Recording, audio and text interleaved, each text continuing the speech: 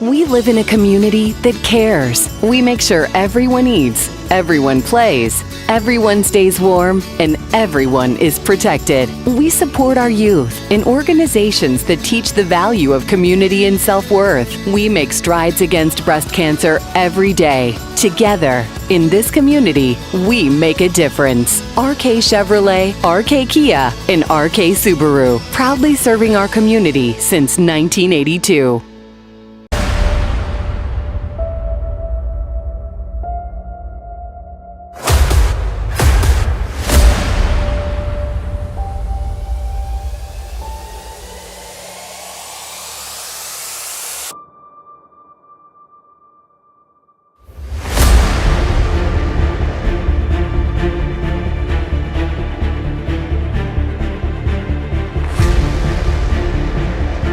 No good Frederick! And at the buzzer!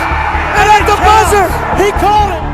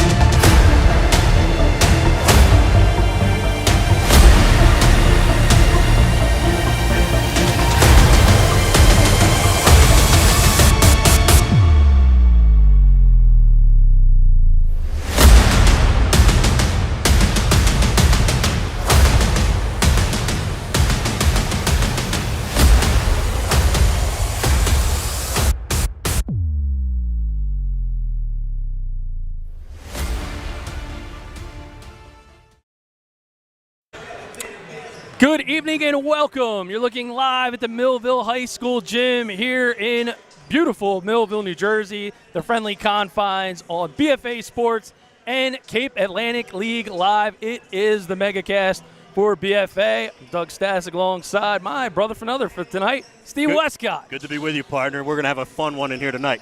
Well, Steve, the last time we were together in Egg Harbor Township, absolutely electric. Mainland upsets the #1 seed, and they are going to be having a nightcap, but we have a holy war on our hands. Yeah, we do. I got news for you. And this is an old school holy war right here. Holy Spirit Spartans against the St. Augustine Prep Hermits.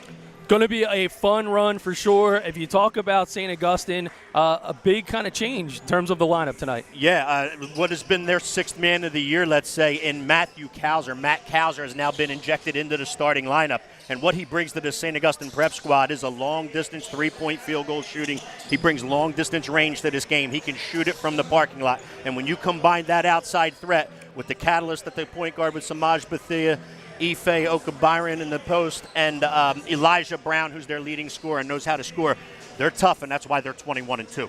And for the Spartans, what drives them is transition basketball. They're known to play fantastic man defense. Jameer Smith has been white hot as of late. I mean, this kid has been absolutely on fire in every stretch of the imagination. I was talking to Coach Kyle Dime before the game, and he was just saying this guy has elevated his play to another level, plays a very physical style of basketball, and as he goes, the Spartans tend to go as well. Yeah, and you're going to hear us along with him call the name of Gilliam and Lanos also. You know, they get after you. They do, and they're going to be tough in here tonight.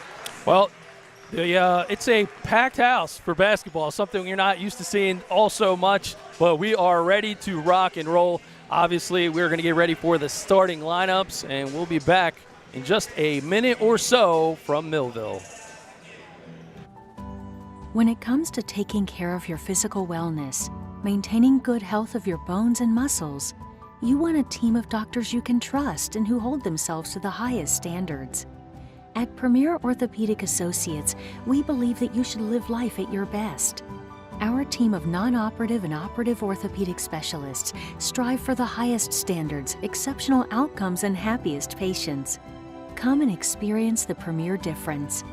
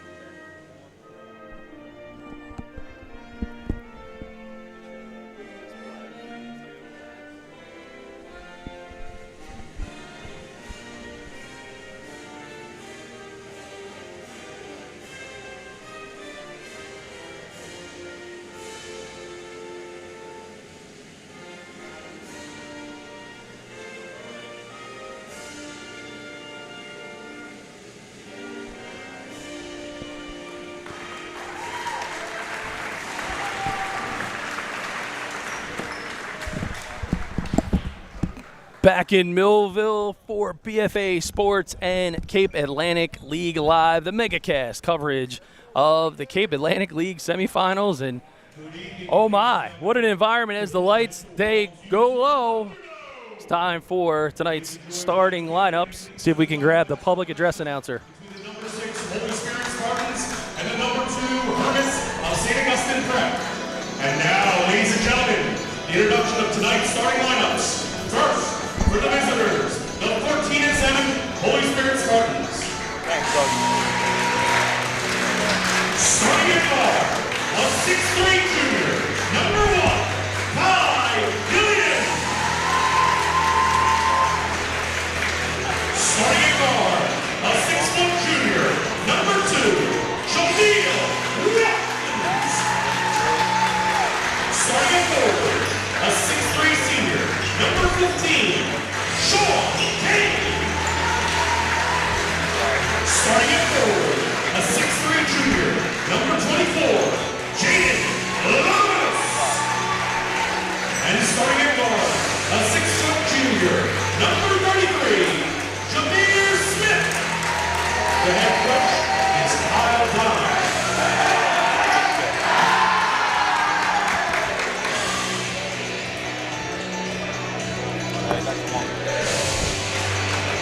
And now, let's meet the starting lineup for the 2022 Hermits of St. Augustine Prep. Starting at guard, a 5'11" junior, number 1, Ethan Fox. Starting at guard, a 5'8" sophomore, number 2, Samaj Batay. Starting at forward, a 6'4" sophomore, number 11, Matt Townsend. Starting at guard, a 6'3" sophomore, number 20, Eliza Brown. And starting at center, a 6'7" junior, number 21, Ethan Oki Barham. The head coach of the Hermits is Paul Radio. The officials for tonight, Mike Collins, The public address announcer has got the troops fired up. It is going to be an electric night of basketball here on BFA Sports and Cape Atlantic League Live. The starting lineups presented by our friends at RK Chevrolet. Yeah, starting for the Holy Spirit Spartans, number 1, Kai Gilliam, number 2, Jamil Wilkins, number 15, Sean Kane, number 24, Jaden Lanos, and number 33, Jameer Smith. For the Hermits of St. Augustine, they're going to start number 1, Ethan Fox, number 2, Samaj Bathia, number 11, Matt Kauser, number 20, Elijah Brown, and number 21, Ife Oka Byron. And we are ready to rock as head to center court. Semifinal action is underway. St. Augustine and Ethan Fox have control of the tip as Samaj Bathia. This evening's officials are Mr. Frank Burbridge, Mr. Mike Collins, and Mr. Abby Ortiz. Good defense in a strip. Going to be grabbed by Gilliam. He kicks it into the corner to Wilkins, and now Wilkins will get it out to Jameer Smith. Mentioned Smith at the beginning of the broadcast. Kyle Dine singing his praises as he has been absolutely on fire these last few games. And Smith pulls it for three. That one will be long. Rebound pulled down by Cowser. He's going to push it ahead for the Hermits. Unable to make the finish. Both teams are going to look to get in transition. You saw St. Augustine. They're going to do a little bit more of picking and choosing when they want to. However, both teams are going to want to look to get up and down the floor if they can.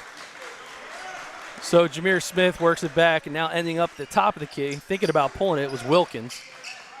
St. Augustine starting out in a 2-3 zone defense. Holy Spirit started out man-to-man and with applying that pressure, as you stated early, Doug. Good look inside. Unable to finish is Kane.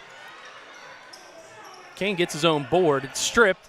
And it's going to be the Hermits on the run. Bethea to Brown, and he will finish. Coast yeah, to and coast. as I said, good job on the defensive end, anticipating, jumping into a passing lane, creating the turnover, coming up with the turnover, immediately in transition, and Brown knows what to do with it when he's in transition. Spartans reset their offense, get inside to Kane, trying to answer. He loses the handle, and it'll be Fox. Really good defense. 3 turnovers already created by the prep. Moo, says Cowser. He can't get it to go. He brings it in again. And he gets it off glass. That one won't fall either. Yeah, I'll tell you what, they're not going to want to leave him open too much. He can shoot it from the parking lot. He's got parking lot range, does Matt Cowser. Good dribble drive and a take. Partial block. Wilkins couldn't get it to go. Getting his rebound and going to the line is Llanos. Here it is on the RK Chevrolet replay. Good hard take to the hole. Not able to finish. Yeah, Llanos with his own rebound and put back. His second effort gets fouled by Oka Byron. He's going to go to the line to shoot 2. Bit of a conversation by the official. Looks like he's asking Giannis to get rid of a wristband, perhaps.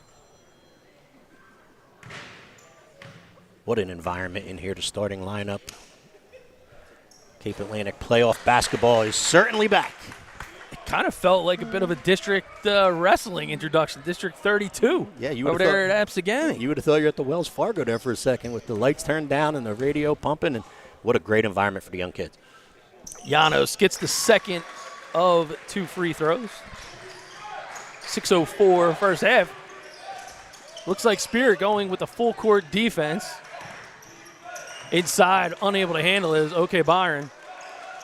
Yeah, and Holy Spirit is going to continue to come with that pressure. They are not going to back off. They're going to want to try to create turnovers themselves and get themselves out into transition onto the offensive end. Wilkins back at the point. He's got the highlighter sneakers, but a highlight 3, not exactly. Gets stuck. You don't see that every day from Kai Gilliam. Yeah, Kai Gilliam can shoot. He's a really good all-around player. He can knock down a 3. He can get to the rim and draw fouls or get to the rim and finish. Unable to do so right there with that 3-point field goal attempt. St. Augustine won the tap, so the possession belongs to the Spartans. Spartans 13-7, 8-4 in the Cape Atlantic coming into this one. There's Wilkins now out in front. He goes back to work, gives it to Gilliam. Gilliam's got a good look, but he's going to kick it over to the corner. St. Augustine switches the defensive look a little bit more of a 3-2 zone now, not a 2-3. They brought Elijah Brown on the opposite side of us out to the wing to make it a 3-2. Jameer Smith and Gilliam switch places. It'll be Gilliam to his left, and now Smith looking inside to Llanos. Pump and go, can't get it to go, kicks it outside, and off the ball foul. Looks like it's going to be called on number 20, Elijah Brown. His first. No, it'll be on Holy Spirit. Oh, it is on Holy Spirit off the ball, my bad. Yep, foul was on number 15, I believe they called it on. That's Sean Kane. It was a good box out by Elijah Brown. He had the box out. Kane was trying to get around him and pulled him to the floor. Straight full court, 94 feet man being applied by Holy Spirit. Brown trapped inside the key. He's going to kick it back out. It will be Bethea. Bethea trying to wait on the pick and roll. OK Byron had his feet moving. When Bethea is your point guard, it's always a good idea to get the ball in his Bethea hands. to the hole. Hard foul. He's going to go to the line. Yeah, they broke the full court pressure by the Spartans of Holy Spirit. They didn't have anything in transition. You have your RK Chevrolet player of the game. Dribble drive with the right hand to the rim. Can't finish, but he's fouled. He's going to go shoot 2. Going to the line, it will be Bethea.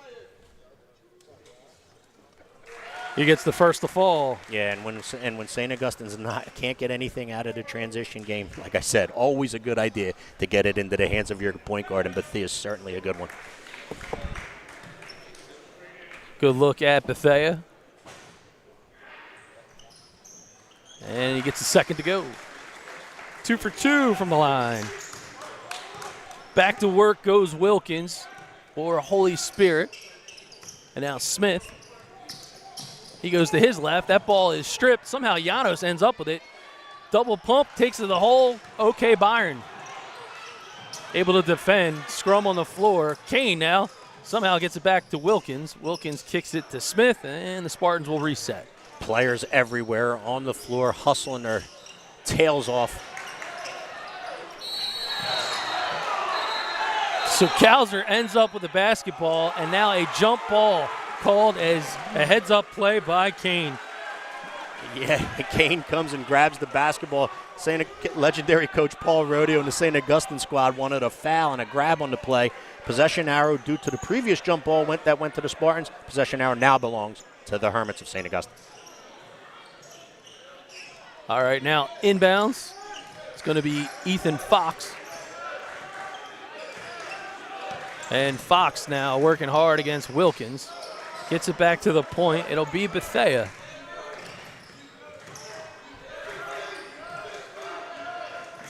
Bethea trying to work to the lane. Doesn't have anybody. Cowser he finds over in the corner. Cowser looks inside. Wanted okay Byron. Couldn't get him. And now the Spartan defense suffocating. Yeah. As Gilliam ends up with the ball. He pushes it forward. Kane doesn't have anybody. He's going to be double teamed. Somehow finds Janos. And stepping out of bounds, it's Jamal Wilkins. Yeah, the Holy Spirit Spartans defense, that was a great adjective you used to call it, suffocating.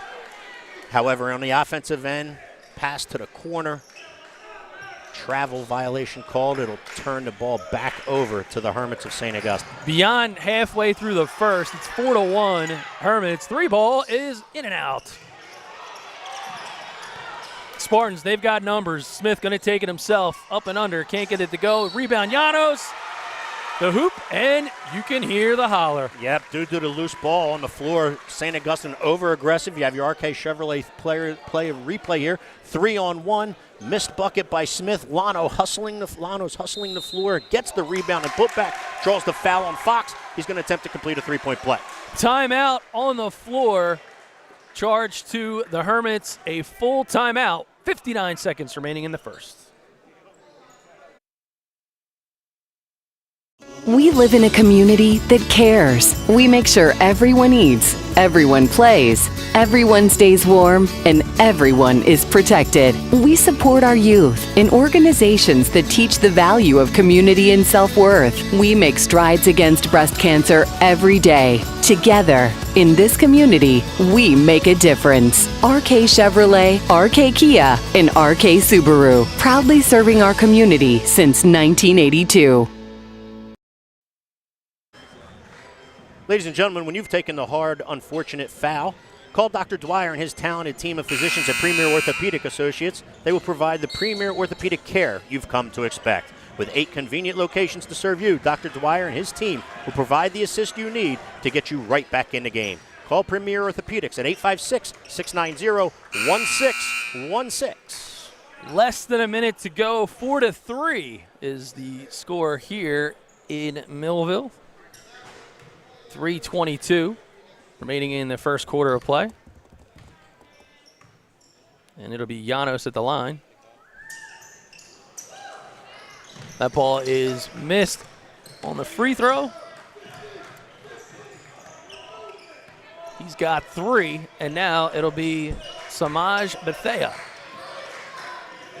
Holy Spirit still playing that half-court suffocating defense as you described earlier. 3-ball pulled in and out. Can't get it to fall. It bounces high off the rim. And Wilkins on the way for Holy Spirit. Floater, the runner, too strong from Janos. Still a good move, though. He gets all the way into the heart of the paint, tries to put the floater over Ife Oka Byron. Cowser, parking lot 3, no good. He's got the green light. St. Augustine gives Matt Kauser the green light when he's open on that behind that three-point strike. Wilkins going to be called for steps.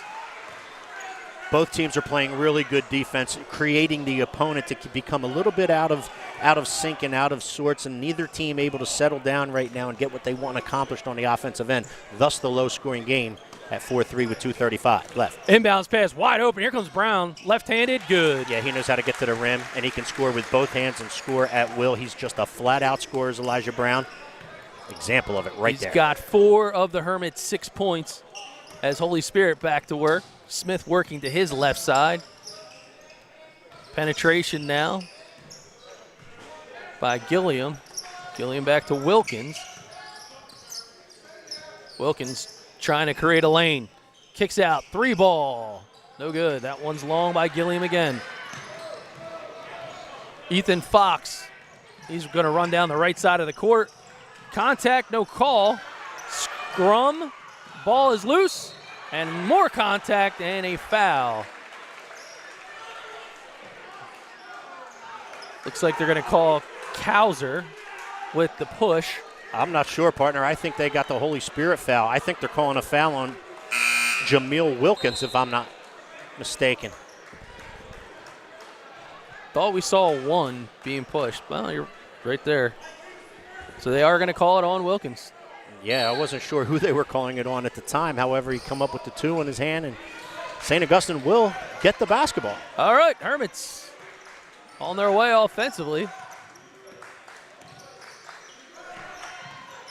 Dribble drive now. Look inside. 3 ball instead for Brown. No good. Yeah, neither team really able to find the range from three-point range. Well, maybe I had ESP because now Kauser picked up the foul. There it is. There it is. Both teams still going to remain aggressively, defensively, until somebody settles in and can knock down some threes in order to change it. Each team now with 3 team fouls. Noah Plynn into the game for St. Augustine. Kick out into the corner. Smith going to try to get inside, but Plynn with the nice defense. And a change for the Spartans as George Coles is at the point. Plynn replaced Ethan Fox. Corner 3, Smith, long. Rebound by OK Byron. OK Byron gets it to Brown. They've got numbers. He looks ahead. 3 ball from the corner. Kauser, no. Rebound now by Brown. Kauser caught the ball in the corner behind a three-point stripe. He said, this is where I'm comfortable. Forget attacking the rim. I'm going to knock this down. Unfortunately, unable to do so, but St. Augustine still holds on to the possession. The perimeter has not been kind to either squad. Don't have a 3-ball registered here with 35 seconds remaining in the first. I don't know if St. Augustine will run this down with all the way for the final one with 32 left, but it looks like they may, or they'll take the first good one. Brown pushes up, can't get it to go. And I'm not sure that was either. I'm not sure they want to. Llanos has it go off his hands.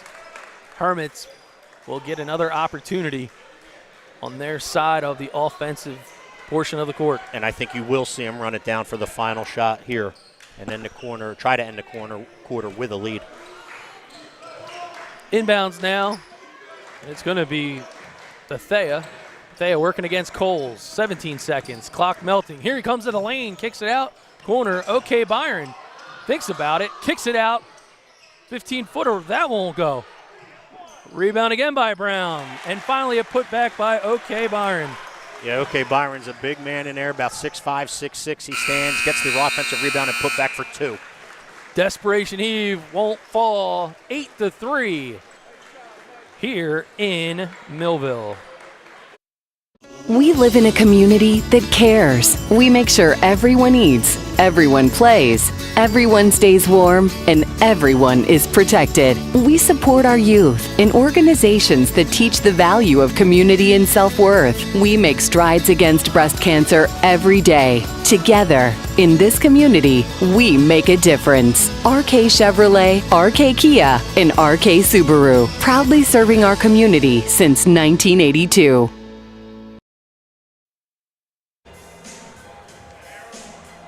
We're headed to the second quarter. I want to thank tonight's sponsors. on BFA Sports and Cape Atlantic League Live. RK Auto Group, rkautogroup.com in Vineland.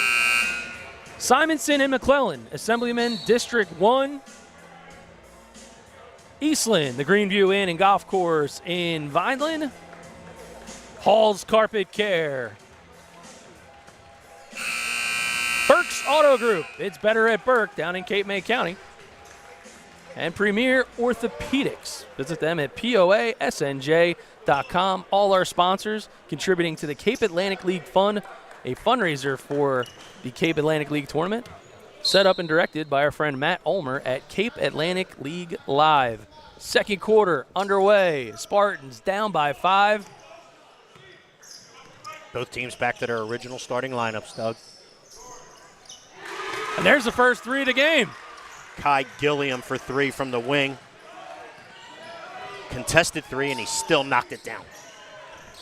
Spartans now make it a 1-possession game. Now it'll be Ethan Fox as he works to his left. Again, swarming Spartan defense right now. Brown now kicks it back out to Bethea. And now Kauser. Kauser to Llanos. 3-ball, Fox. Yeah, really good, what you would call horn set there, or 4 high set there. They find Ethan Fox alone on the wing. He knocks down a 3 for the Hermits. Dribble drive, good penetration. The reverse, couldn't get it to go. Llanos with the board. He finds Kane on the backside. He tries to draw contact, can't get it to go. Another move by Gilliam. He's going to go to the line. And OK Byron.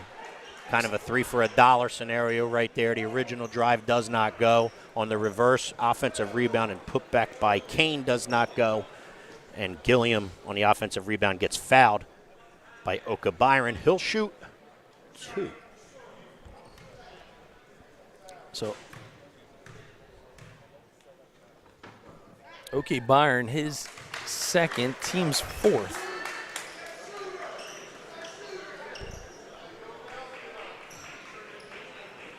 Tell you what, partner, it's good to see Coach Rodeo here tonight with all the medical scares that he had prior to the season. Legendary coach, and it's good to see him back up and down the sideline again. Yeah, this sport is healing the coach in more ways than one.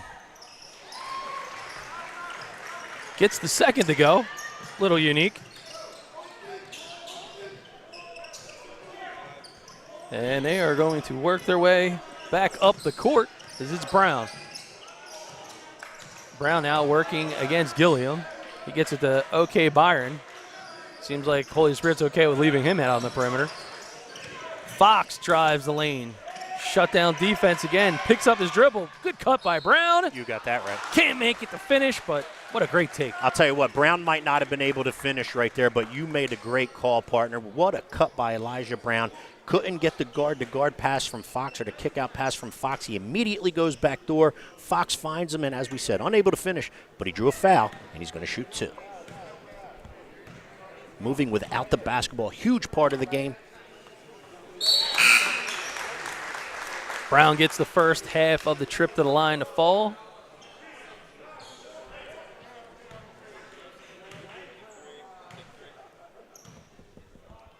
And Brown can't get 2. He's got 5 in the game. Going back to work is Gilliam. He pushes it, baseline drive, and a strip. Oh, by OK Byron.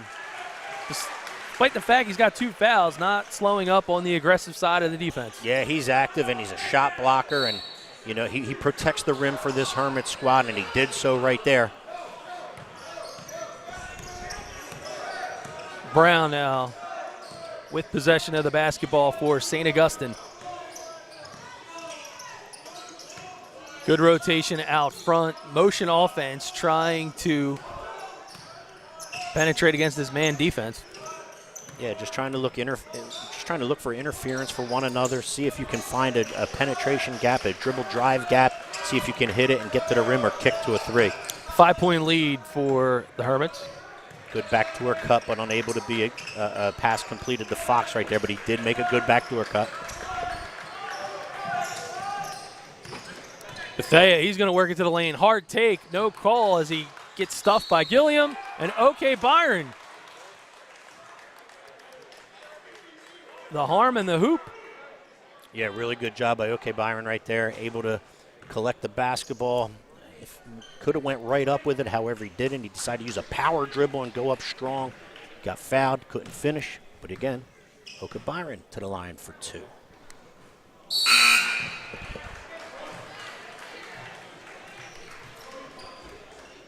So Llanos picks up his second for Holy Spirit. That'll send him to the bench. And on the floor for Holy Spirit is number 30. As Kauser gets the rebound, step back, can't get it to go. And Holy Spirit is on the move. Yeah, good hustle by Kauser right there on the offensive glass. And he's one of those players that we said he's got a green light. When he gets one to go, he can make 5, 6, 7 in a row. Once he gets one, look out. Coach Kyle Dine going deep to his bench. You got Roseboro now running point. He takes it, gets stuffed by Brown. Good hard push, but unable to get the basketball as Kane. And now the Hermits, reverse skate. Samaje Brown comes with it. Down to Brown. Finished by Bethea. Good job by St. Augustine. Bethea and Elijah Brown running the floor. Bethea can't get the first one to go. Elijah Brown tips a rebound, it looked like, 2 back to Bethea. He was able to get the second one to go. 14-7 Hermits. I got stuck with a mouthful with all of that action, Steve. I hear you. It will be Roseboro now kicking it out to the wing. Reverse. Here comes a 3. That one is long by Gilliam. And on the line is Emmett Kane. That'll be a turnover to St. Augustine. Looks like a full timeout being called on the floor by Holy Spirit. We live in a community that cares. We make sure everyone eats, everyone plays, everyone stays warm, and everyone is protected. We support our youth in organizations that teach the value of community and self-worth. We make strides against breast cancer every day. Together, in this community, we make a difference. RK Chevrolet, RK Kia, and RK Subaru, proudly serving our community since 1982. If you're looking for the perfect place for your event, destination, wedding, or even a round of challenging golf, our friends at Eastland Golf Course and the Greenview Inn guarantee your experience will have you feeling like an MVP. Owner Rob Bono and his team provide the winning menu of the dining that will exceed your expectations. Tee up your next round of golf, your Sweet 16 party, or dinner by calling 856-691-5558. A look inside the Hermit huddle. Coach A, as he's affectionately known, Coach Anastasi. Coach Tommy Atnas used to be a head coach at Holy Spirit a while back. I was going to pick up on that for you. Yeah, he used to be a head coach at Holy Spirit, but back helping St. Augustine where he played in high school, and if I'm not mistaken, was part of that 82 state championship team for Coach Rodeo and the Hermits. Well, it's MegaCast night here on BFA Sports and Cape Atlantic League Live. Doug Stasic and Steve Westcott courtside in Millville. 14-7 advantage for the Hermits with just over 4 remaining in the first half as Brown goes back to work. Can't get the turnaround jumper to go. And Holy Spirit, they've got numbers. Falling the back door is Roseboro. Forces the shot. Can't get it to go. He's blocked. Kicking out to the wing. Unable to make it is Smith. And Roseboro able to get it to Smith again. 3-ball, yes. Yeah, good job on the offensive glass. I know Jameer Smith was the beneficiary of it out behind the three-point line, but that play and those plays were made with the way that the Spartans of Holy Spirit attacked the offensive board. Smith finally on the board, second quarter. He's got 3 with that 3-ball, and it's going to be Bethea. Euro step. No bucket to be had. Spartans got numbers. Out in front is Kane. Layup. Money. Yeah, really good transition basketball. Good throw ahead pass. Kane able to get himself out ahead of everyone. They found him and he laid it in for 2 in transition. A 1-possession game yet again. Just over 3 minutes first half. Here comes Brown. He takes it strong to the hole and he'll get the hoop. Yeah, good. He placed the ball over. Good turnover. What defense. Here comes Brown again. Tries to get 2 for 1 on the one trip. Doesn't happen. Here comes Roseboro. He's going to force the ball. Tries to go to his right. Unorthodox. And being called for steps on the way down. Yeah, really good officiating crew. Both Abby Ortiz and Frank Burbridge had the same call. Abby Ortiz gives way to Burbridge, lets him make it. The travel violation will give the ball and the possession of the ball back to St. Augustine. The action seems to be coming in bursts. Yeah, it's and defensive pressure will do that. That's what defensive pressure does. It forces everyone to be a step quicker and up tempo, and like I said, it's a fun one in here tonight. So Bethea now works it back to Plen, who's now back in the game. Okay, Byron rotates out to the top. Cows are going to try to bring it. Floater can't go. He was fading to his right. Going the other way now is Wilkins. Wilkins finding space, but he can't find the bucket. And he's called to be out of bounds. Yeah, what happened right there is Jamil Wilkins came from out of bounds back into play in order to try to obtain the basketball. When he did so, he didn't get 2 feet down prior to touching the basketball. Therefore, he's technically still out of bounds, and that's why the Hermits have the basketball. Cowser inbounds the pass to Bethea. 16-12. Holy Spirit has been like Velcro on the defensive side of the court. Yeah, we have a low-scoring contest, but it's not because of lack of trying. It's because these defenses are so amped up at both ends. Plen loses the handle, but they're going to say that it's still St. Augustine basketball, and Coach Kyle Dine not exactly in agreement with the caller. Yeah, the Spartan bench over there is in a little bit of an uproar over that one. Wonder if it's a bit like the movie 300. Think they all have shields and stakes are coming out. I'm not coming sure. Strong. I'm not sure about that, but I will say this: I might tend to agree with him on that one. Oh, big time block. Gilliam rejects the letter, but Brown right there for the take. Did you see the bounce pass by Bethea? He's able to obtain the loose ball. He throws a great bounce pass to the block to Elijah Brown on the other side, who lays it in for 2. 9 points now for Brown, leading all scorers. As a good take, left hand. Jamil Wilkins. Yeah, Jamil Wilkins able to finish at the rim. Very athletic young man. Able to get a bucket and a drive off of the bucket right there. Bethea finds Cowser in the corner. Unorthodox take. Gets his own rebound. Gets it to go. Yeah, and like I said, be careful when he gets going. Once he gets one and he gets a little bit of confidence about himself, he could light it up. 6-point advantage, just over a minute in the first half. Spartans going back to work. Roseboro gets the ball to Smith. And now, corner ball from Roseboro. That one's long. Hermits on the move. They've got numbers. Big time take and a big time finish as Brown goes to Bethea. Will the bucket count? No, it's going to be an offensive foul.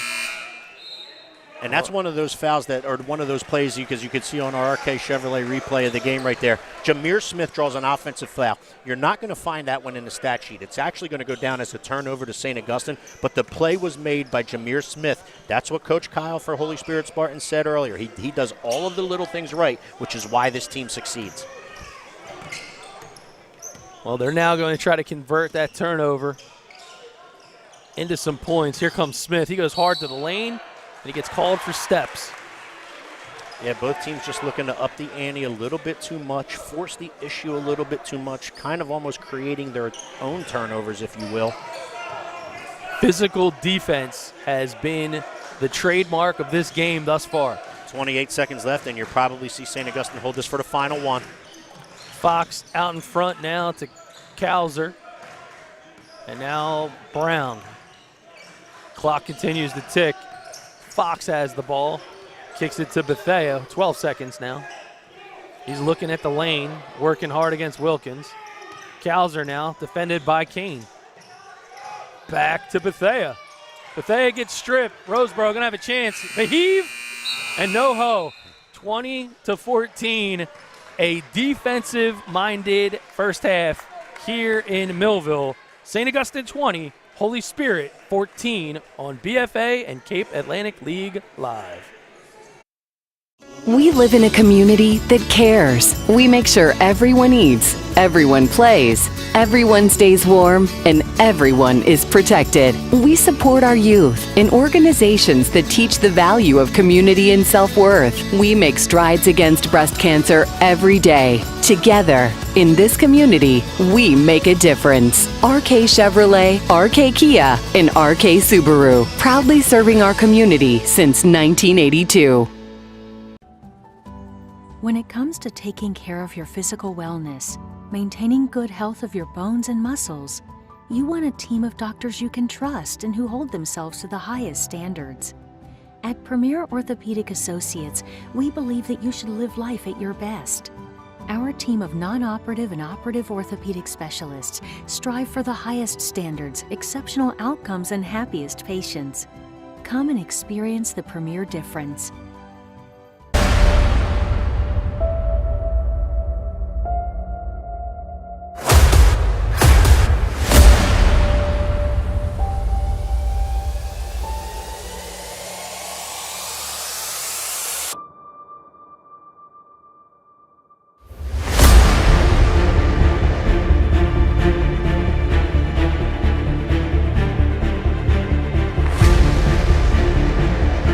No good, Fletcher! And at the buzzer!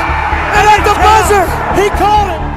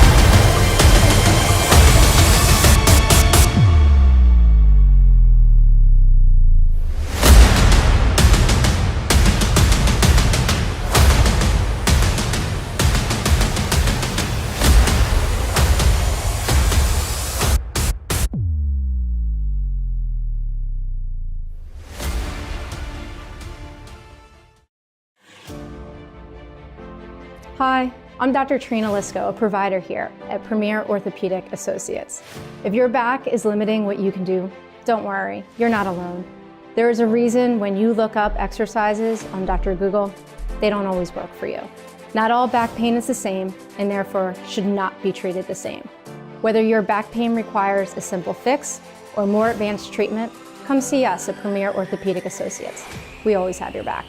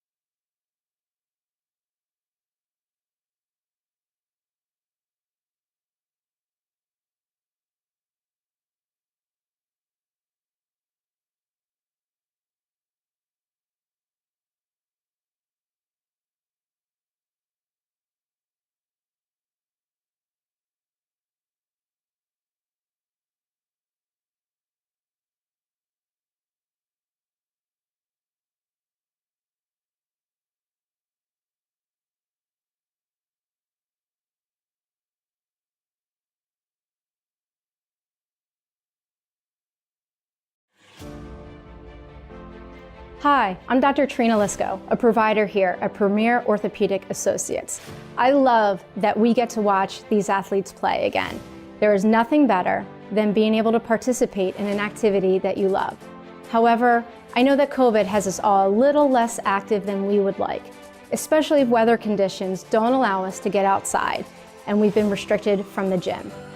Now is the time to consider some cross training. Consider body-weighted activities, which are my favorite. Do timed interval repetitions with a little rest in between to help keep your heart rate up and activate your cardiovascular system. We can all stay healthy and active during this time. Remember to start slow and work technique before progressing to higher repetitions. Slow and steady will do the job.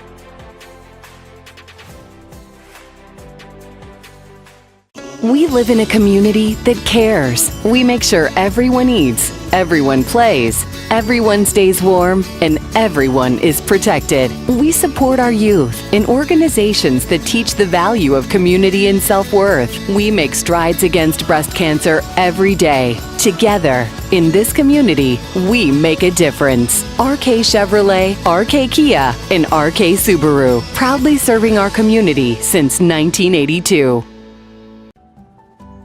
When it comes to taking care of your physical wellness, maintaining good health of your bones and muscles, you want a team of doctors you can trust and who hold themselves to the highest standards.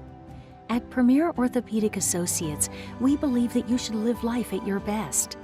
Our team of non-operative and operative orthopedic specialists strive for the highest standards, exceptional outcomes, and happiest patients. Come and experience the Premier difference. 20-14, the St. Augustine Hermits with an early lead in the first half. For BFA Sports, Doug Stasic joined alongside Steve Westcott. I want to thank our buddy Matt Ulmer and Cape Atlantic League Live, as this Cape Atlantic League fundraiser has been tremendous. Special thanks to all the businesses that are out there. We'll talk more about them in the second half as it goes on. But Steve, I don't know, call it suffocating, call it Velcro. There's a lot of terms for the defense that we've seen in half number one. Yeah, and both defenses were amped up, that's for sure. Neither team really able to get anything accomplished as far as their sets are concerned. A little bit of over-dribble penetration by both teams, causing their own turnovers. The turnovers figures are high. The point total, not necessarily.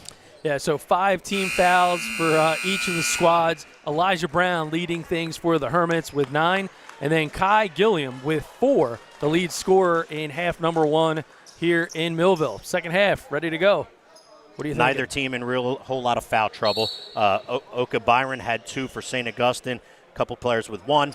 For Jaden Llanos for Holy Spirit, he had 2, a couple of their players with 1 as well. So foul's not necessarily a concern in this one, as of yet. All right, as the teams switch ends, it will be the Hermits moving to your right and Holy Spirit to your left. And Samaj Bethea running point, gets it into Brown. No call after the contact. Again, Holy Spirit been tenacious on defense. Yeah, they played this man-to-man half-court style, although they did pick up 94 feet on a bunch of times in the first half, but half-court defense has been suffocated by the Spartans. They get Fox to turn the ball over, and now it's Smith. He's going to go back to work, and they get the ball in the hands of Wilkins. Yeah, it's going to be interesting to see who can get that three-point field goal to go down early. Kane. There it is. We just talked about it. Ball. And down it goes right on cue, Mr. Kane. And the three, but it's going to, whoever can settle down and knock down a couple perimeter jump shots to create and pull the defense out, to create that dribble penetration lane, is going to help tremendously here in the second half. So it's Kane's first points of the contest. Somehow the Prep Hermits able to hold on to the basketball. Trying to go baseline is the Sly Fox inlet pass, and called for a reach-in foul as Brown goes to the hoop is Jameer Smith.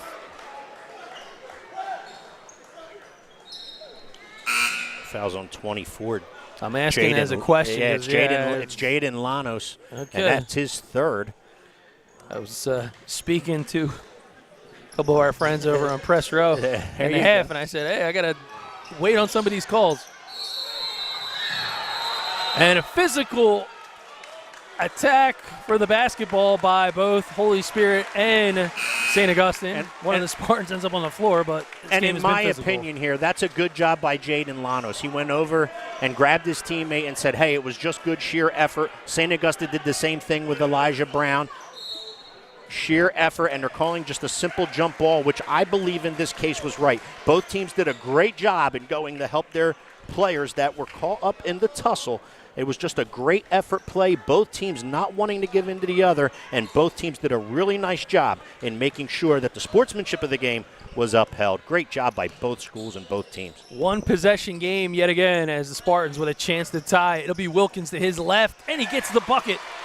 Yeah, and again, once you knock down a three or once you knock down something from long range, that creates those dribble penetration gaps, and Holy Spirit was able to find one right there as they got themselves back into this. Bethea looking like he's watched All-Star Weekend with that acrobatic take. Couldn't get it to go, and now the Spartans taking it back over. It'll be Wilkins. Wilkins kicks it out to Gilliam. He's going to drive to the hole. His left blocked by OK Byron. And now the reach-in called on Kane, or have I spoke too soon? Nah, you're right this time. Oh. You got this one down pat, my friend. Now, a little bit of over-aggressiveness here. Kane trying to dribble out after obtaining the defensive rebound. Got fouled from behind on the play, but that's just another example of how Holy Spirit's not giving up on anything. They'll come from behind you. They want to attack defensively. Even right there, they were attempting to do so from behind, just a little over-aggressive in that. In the first 2 minutes of quarter number 3, the Spartans have picked up 2 team fouls. A 1-point game, however, as St. Augustine back to work. Here comes Brown. Goes to his right, floater, can't go. And out of bounds, but keeping possession will be the Prep. OK Byron doing a nice job on the glass, protecting the rim on his defensive end, blocking some shots. Right here, attacking the offensive glass there. Able to obtain it, and once he does obtain the offensive rebound, it's tipped off of him. It's tipped out of bounds by Holy Spirit. Kane with a pickoff. He gets it to Wilkins. Too hot to handle. Kicks it back to Emmett Kane. 3-ball, no good. Rebound by Gilliam. Yeah, it's Holy Spirit right now just a little quicker up the floor than St. Augustine, and that's not going to sit well with Coach Rodeo. An example of it not sitting well, he's going to call a timeout right here with 5:40 left. Holy Spirit 21, St. Augustine 20. When it comes to taking care of your physical wellness, maintaining good health of your bones and muscles, you want a team of doctors you can trust and who hold themselves to the highest standards. At Premier Orthopedic Associates, we believe that you should live life at your best. Our team of non-operative and operative orthopedic specialists strive for the highest standards, exceptional outcomes, and happiest patients. Come and experience the Premier difference.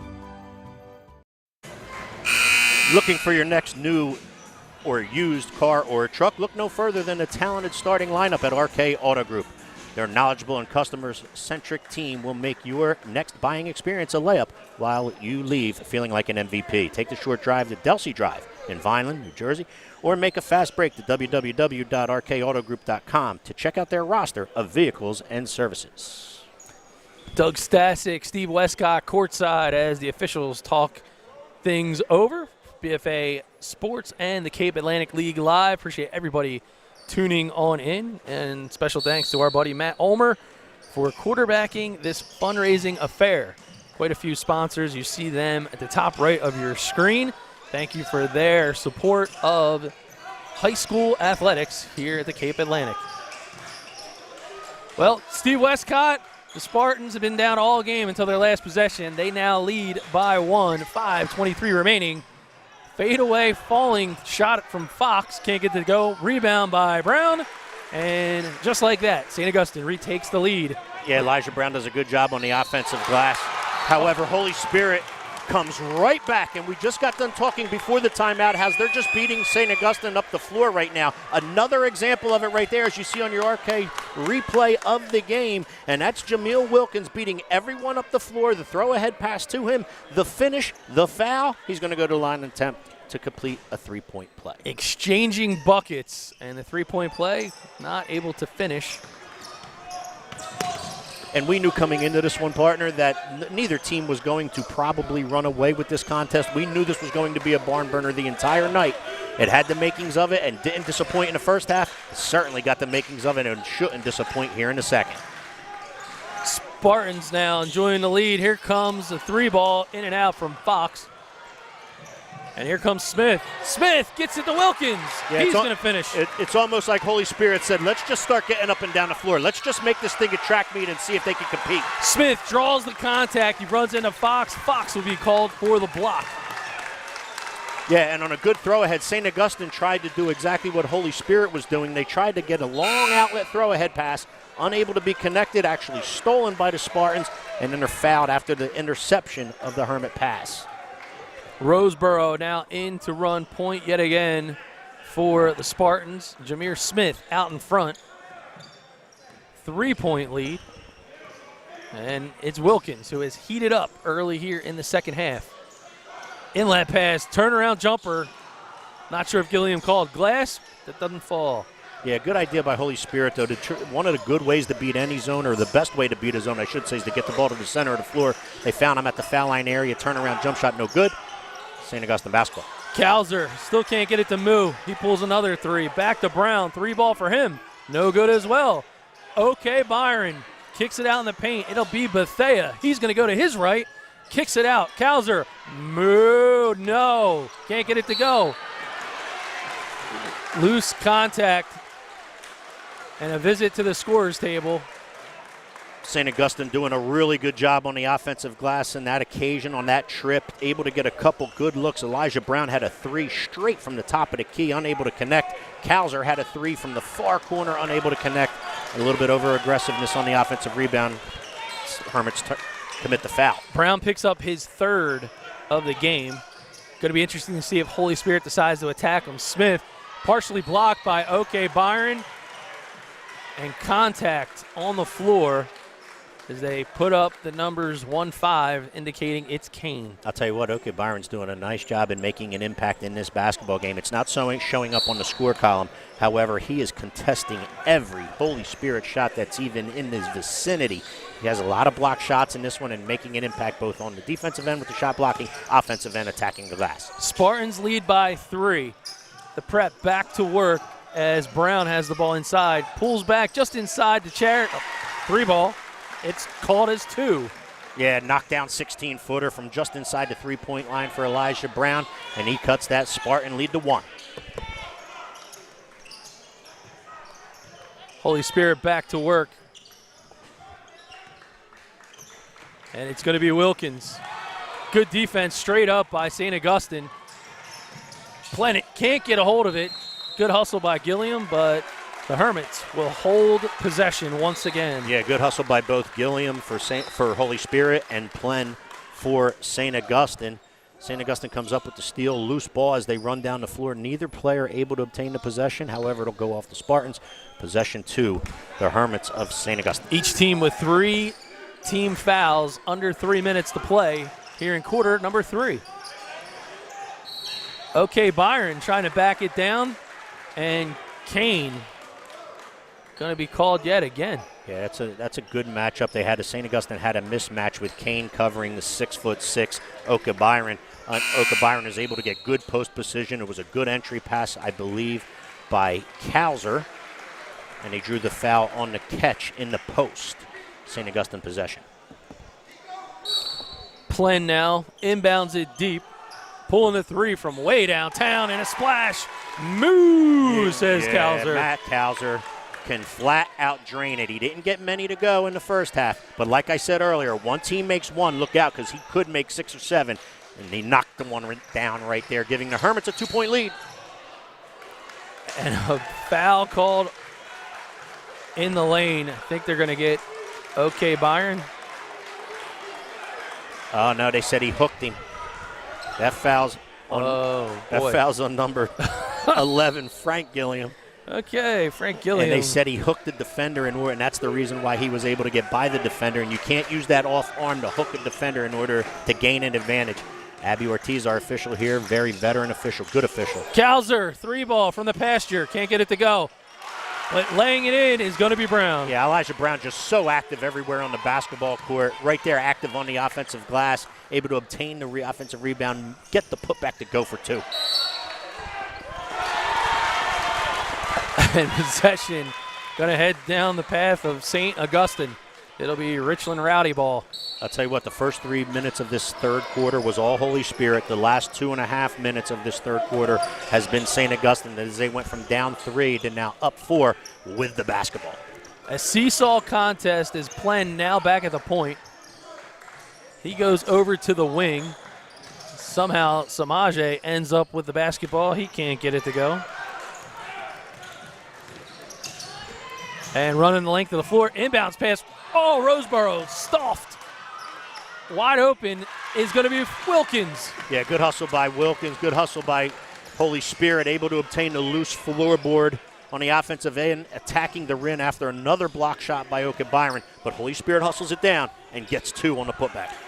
Wilkins starting to play possess. He's got 8 in this quarter. Kicks it out. Okay, Byron. The big man can't get the 17-footer to go. And possession back to Holy Spirit. Yeah, open 15-footer, 16-footer right there for Oka Byron on the baseline, unable to get the shot to go. Again, Elijah Brown active on the offensive glass, unable to come up with it. It goes off of Brown, out of bounds, possession of the Spartans. Couple changes now as Rory Friel checks in for St. Augustine. And Smith back to work. He kicks it into the wing, and Coles is back in for Holy Spirit. Roseboro gets it to Gilliam. Gilliam tries to find a wide open Smith in the corner, but the no-look pass ended up out of bounds. Yeah, Gilliam kind of caught in between whether he wanted to dribble penetrate all the way into the heart of the paint or whether he wanted to kick it back out to the corner where he had a teammate open for an open 3. Caught in between, pass out of bounds, possession to St. Augustine. Spartans going to play full court defense, and Coles, he'll get called. It'll be the team's 6th. St. Augustine just a swipe away from going to the charity stripe for some one-on-one. Yeah, being caught a little bit tighter here in this third quarter than it was in the first half. And Kyle Dine trusting in Coles to deny at the point, and he is moving. And quick foul going to be called on. I'm not even saying it yet. Yeah. It's called on Coles. It'll be 1-1 here because that is the 7th team foul. I believe it'll be Bethia stepping to the line for St. Augustine to shoot the 1-1. In the bonus in the third quarter, Steve. Yeah, and that's call that advantage St. Augustine because they can even get a little bit more aggressive now that happens. You're going to hear Coach Rodeo probably instruct his kids, listen, we're shooting every time we get fouled. Let's attack the rim. Let's leave the onus on the officials, and let's attack the rim and see if we can't get to the foul line, if not finish. Bethea 0 for 2 his last trip to the line. He gets the first of the 1-on-1 to go.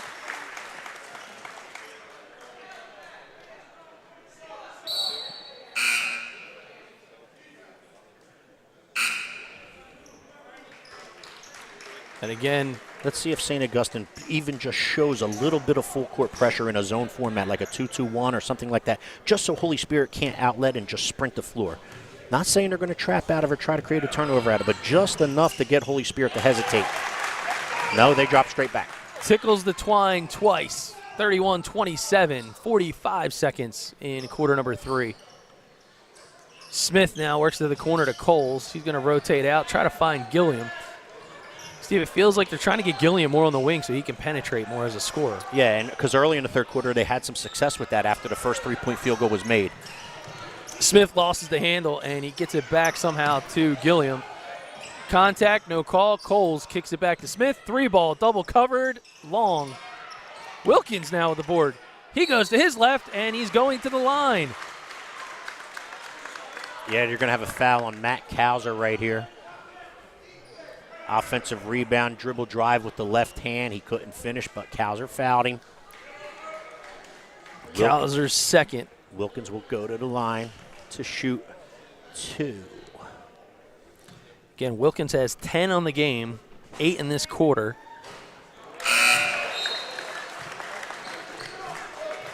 And Ethan, the Sly Fox, checks back in for the Hermits. Yeah, replaces Noah Plen, who did a good job for St. Augustine. Had a couple steals there, an assist. Wilkins can't get that to go, but he does get his own rebound. He kicks it out, 9 seconds now. Coles trying to work it back to Smith. Nope, he decides to go to Gilliam. Gilliam forces it cross court. Wilkins, Coles gets it anyway. 3 ball, no good. End of quarter number 3. 31-27. The Hermits of St. Augustine lead Holy Spirit by 4. When it comes to taking care of your physical wellness, maintaining good health of your bones and muscles, you want a team of doctors you can trust and who hold themselves to the highest standards. At Premier Orthopedic Associates, we believe that you should live life at your best. Our team of non-operative and operative orthopedic specialists strive for the highest standards, exceptional outcomes, and happiest patients. Come and experience the Premier difference. If you're looking for the perfect place for your event, destination, wedding, or even a round of challenging golf, our friends at Eastland Golf Course and the Greenview Inn guarantee your experience will have you feeling like an MVP. Owner Rob Bono and his team provide the winning menu of the fine dining that will exceed your expectations. Tee up your next round of golf, your Sweet 16 party, or dinner by calling 856-691-5558. We're headed to the final frame, quarter number 4 here in Millville. And what an exciting game it has been. Defense has been abound. It's been a physical contest.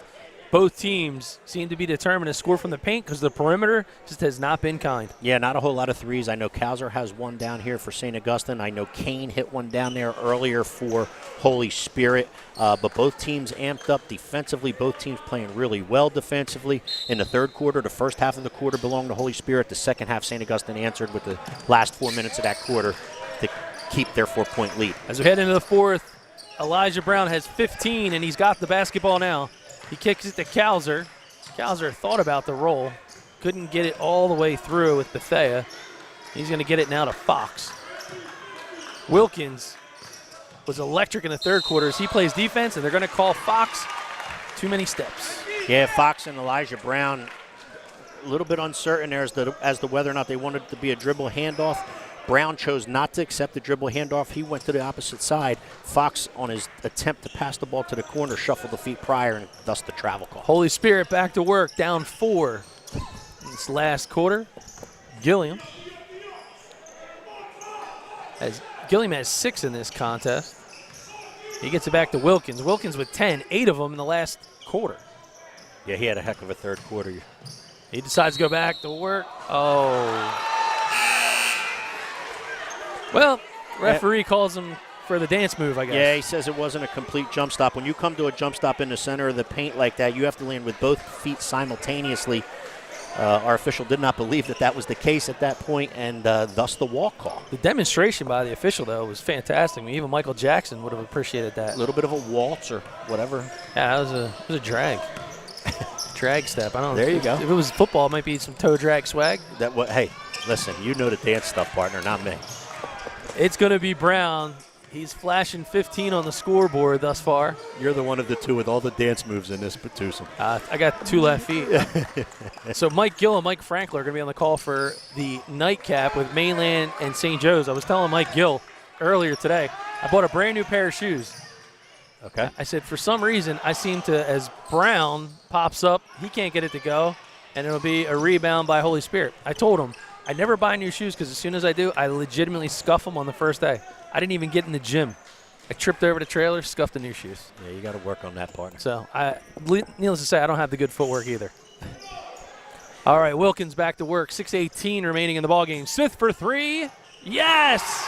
Yeah, he's not disappointing in this one. He's been all over the place as Jameer Smith. Coach Kyle Dine has talked about him, and we talked about him in the opener. And he's not disappointing in here tonight. Smith's second 3 of the game, and it looks like he's getting the call to defend the ever-dangerous Samaj Bethea. Kauser, 3 ball. Oh, my, he's heating up. Partner, I don't know if you heard me say this a little bit earlier or not, but when he makes one, he can make a bunch in a row, and that is his second in a row as he drains a 3 from the wing right in front of us. Wilkins tries to answer with his 3. That one goes in and out. Good hustle by Plen to get the rebound. Yeah, tipped and kept alive by Kauser, and then Plen hustles down the loose ball on the floorboard on the defensive end. Hermits by 4, 5.5 remaining in regulation. Bethea working with Kauser, defended by Kane. They're going to get the strip. Nobody in front of Smith, but a swipe from behind. Bethea called for his hand in the cookie jar. Yeah, and I think the foul's on Elijah Brown, and he probably did foul him. However, not probably. I believe Elijah Brown, and you can see RK Chevrolet replay of the game right there. And you're right, it is Bethea, and he did foul him. However, I think St. Augustine is saying they wanted the other one down at this end as well.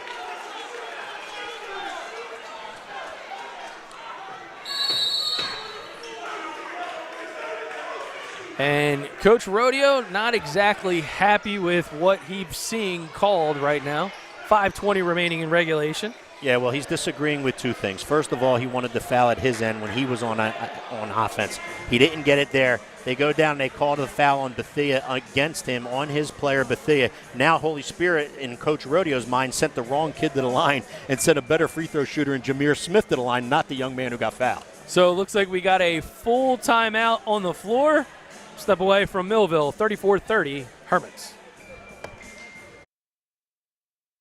We live in a community that cares. We make sure everyone eats, everyone plays, everyone stays warm, and everyone is protected. We support our youth in organizations that teach the value of community and self-worth. We make strides against breast cancer every day. Together, in this community, we make a difference. RK Chevrolet, RK Kia, and RK Subaru, proudly serving our community since 1982. As we head back to play here with 5:20 remaining in quarter number 4, here's the play that you saw Coach Rodeo trying out for the debate team on. So he had his argument, and you see the swipe from behind called on Bethea, but nonetheless, it's going to be Smith at the charity stripe. So Holy Spirit and the officials were correct. Jameer Smith was the young man who got fouled. Jameer Smith was the one who stepped to the foul line. That was part B, of which St. Augustine was arguing that the wrong player was at the foul line for Holy Spirit. But it was incorrect, and he is the right player. However, he doesn't make either one, does Jameer Smith. 1 for 2 is Smith, 34-30, scoreboard says.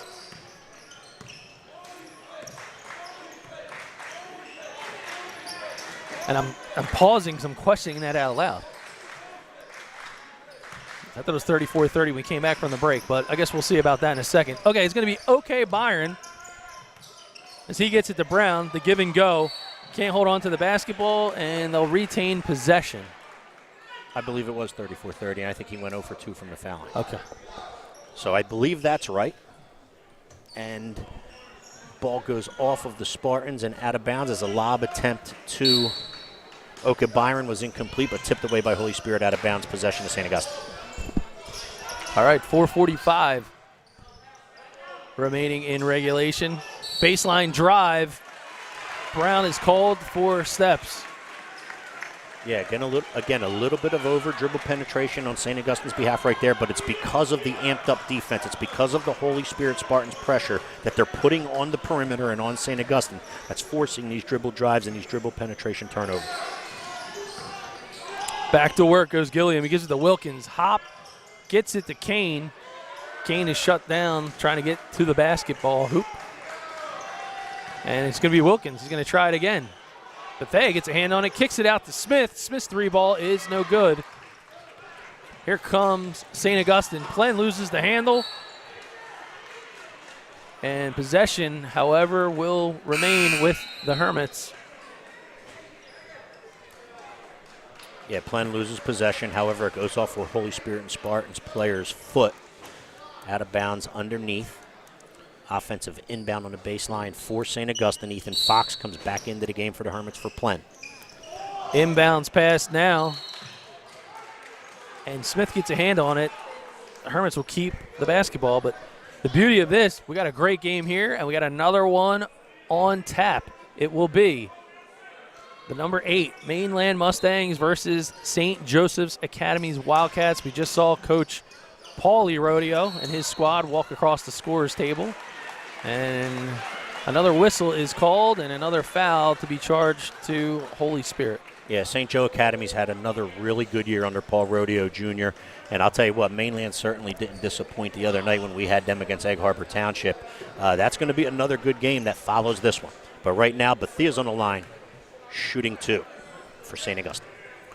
Bethea, the 8th team foul, so it'll be 1-1. He gets the first. He's now 3 of his last 3 from the line. Yeah, he's just a really good point guard. He can get to the rim. He can shoot the basketball. He can handle his team. And when you have a really good point guard, a lot of things become a lot easier, partner. And he gets the another to fall. So it's a good outing by Bethea, 36-30, St. Augustine's advantage. Gilliam from the wing. He kicks it to Kane. Kane gets it to Smith. Smith, Wilkins, 3, no. And OK Byron, another rebound. Yeah. That young man has been dominant. And I'll tell you what, again, I said it's not showing up in the scoring column, but he has made such an impact in this basketball game. Block shots on the defensive end, protecting the rim for St. Augustine. Defensive glass and offensive glass. OK Byron has just been a force in this game. That'll be Wilkins' second foul of the game. He's called for the reach.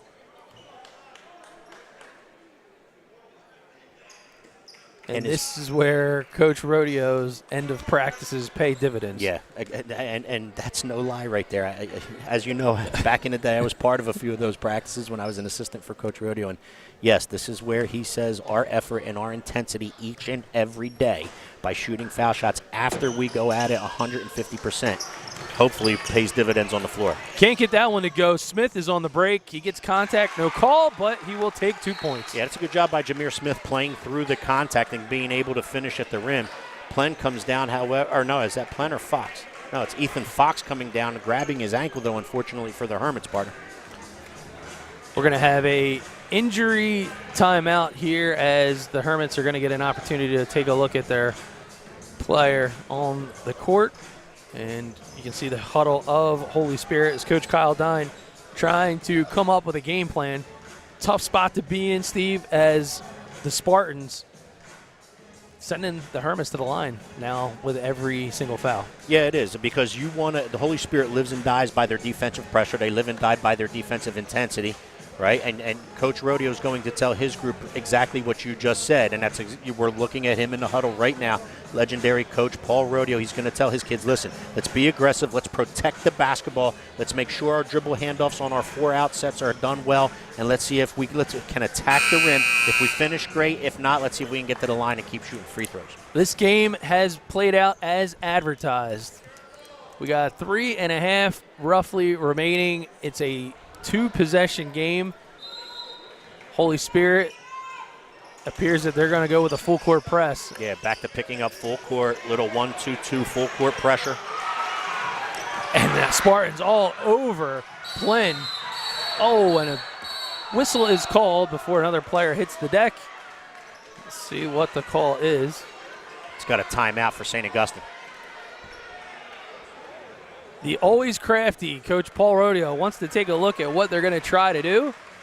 He's going to make an adjustment. It's a quick 30. Due to the full court pressure, unfortunately, the Hermits were about to turn it over. St. Augustine coaching staff recognized that it was about to be a turnover and paid attention, and good call by the staff on the bench calling timeout. Well, we saw a player get checked out for a potential injury. So when you've taken the unfortunate hard foul, call Dr. Dwyer and his talented team of physicians at Premier Orthopedic Associates.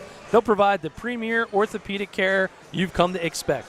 With 8 convenient locations to serve you, Dr. Dwyer and team will provide the assist you need to get you right back in the game. Call Premier 856-690-1616. Tell you what, kudos to the Holy Spirit Spartans in this one. They've lived up to the billing, and this is a wonderful game right here. This is an awesome atmosphere, great basketball game, and we got 3:14 left. Coles trying to play defense, put some pressure on Bethea. Bethea and Plen almost losing the handle. Smith tries to go for the basketball, but Cowser somehow holds on. is now Brown trying to get past Gilliam. If you thought the defensive intensity by Holy Spirit was amped up before, look at it now. They've got another gear into it. Kauser tries to get a long one. That one won't go. And now the Spartans with a great opportunity to make this a one-possession game as Smith works on Plen. Wilkins now back to Coles. Seems to be a defensive-minded set right now for the Spartans. Wilkins kicks it all the way. Here comes Smith. That one's way too long.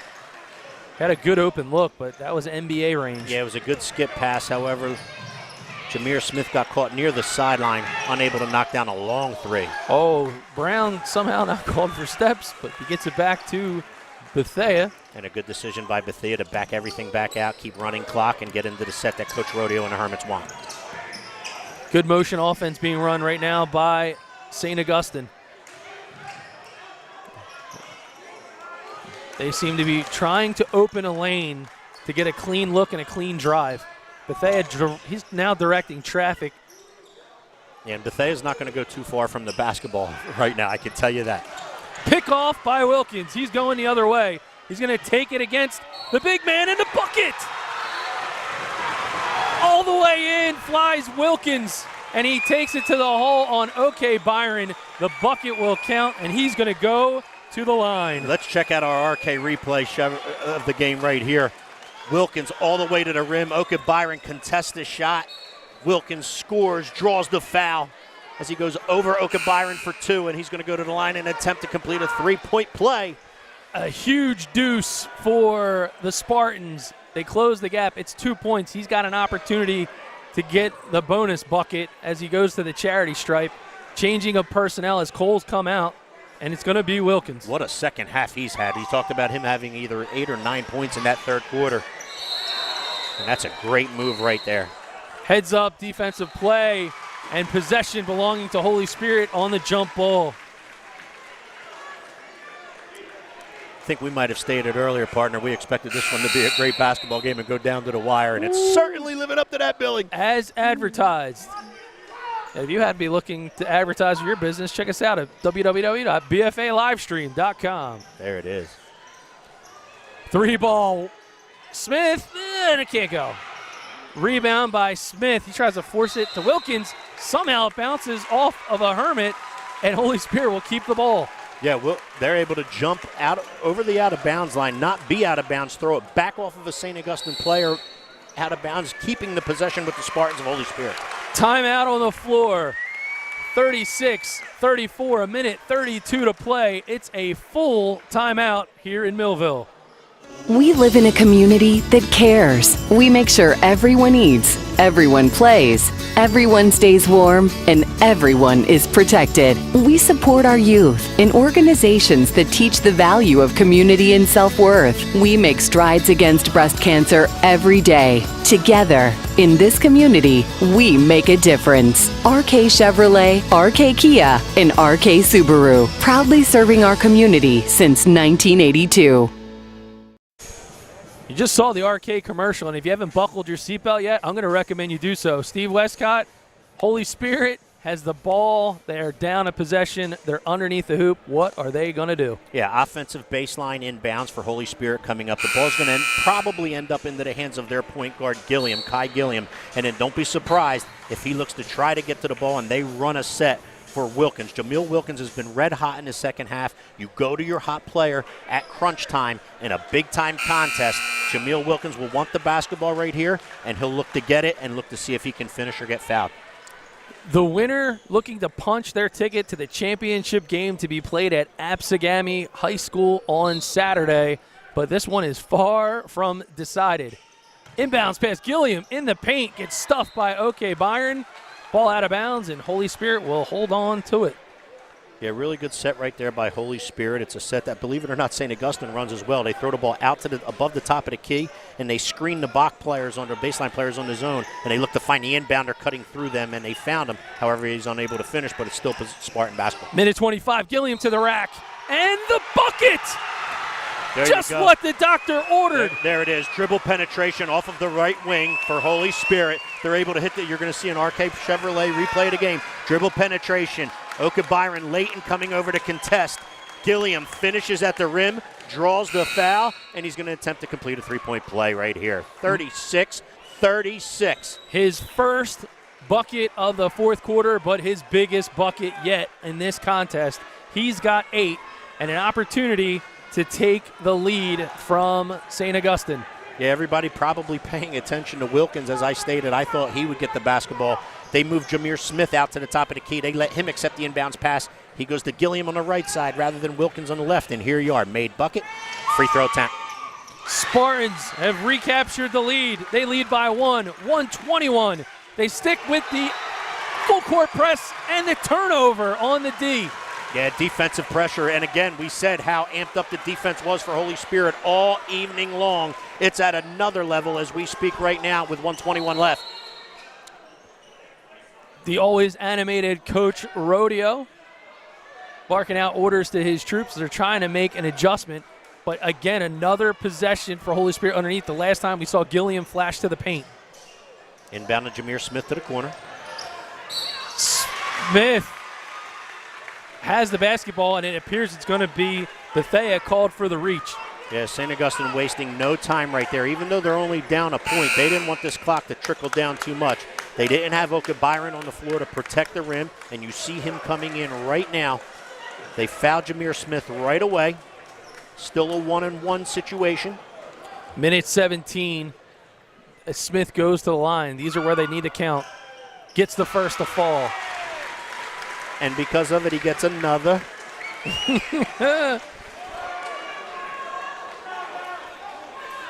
He's got 6 in this quarter, Steve. Yeah, 9 on the contest. Make it 10. Yeah, he's been the motor to this Holy Spirit team. Coach Dine has said that. We acknowledged it based off what Coach Dine's words and high praise of him, and he certainly has delivered in here tonight. 3-point lead. Hermits down. Hermits are down, and Hermits down on the floor. Yeah, Elijah Brown trying to get to the rim. He's fouled along the way there. It's going to stop the clock with 1:08 left here in the fourth, and it'll send Elijah Brown to the foul line where he'll shoot 2 because that's a double bonus situation, the 10th team foul for Holy Spirit. 3rd on Kai Gilliam.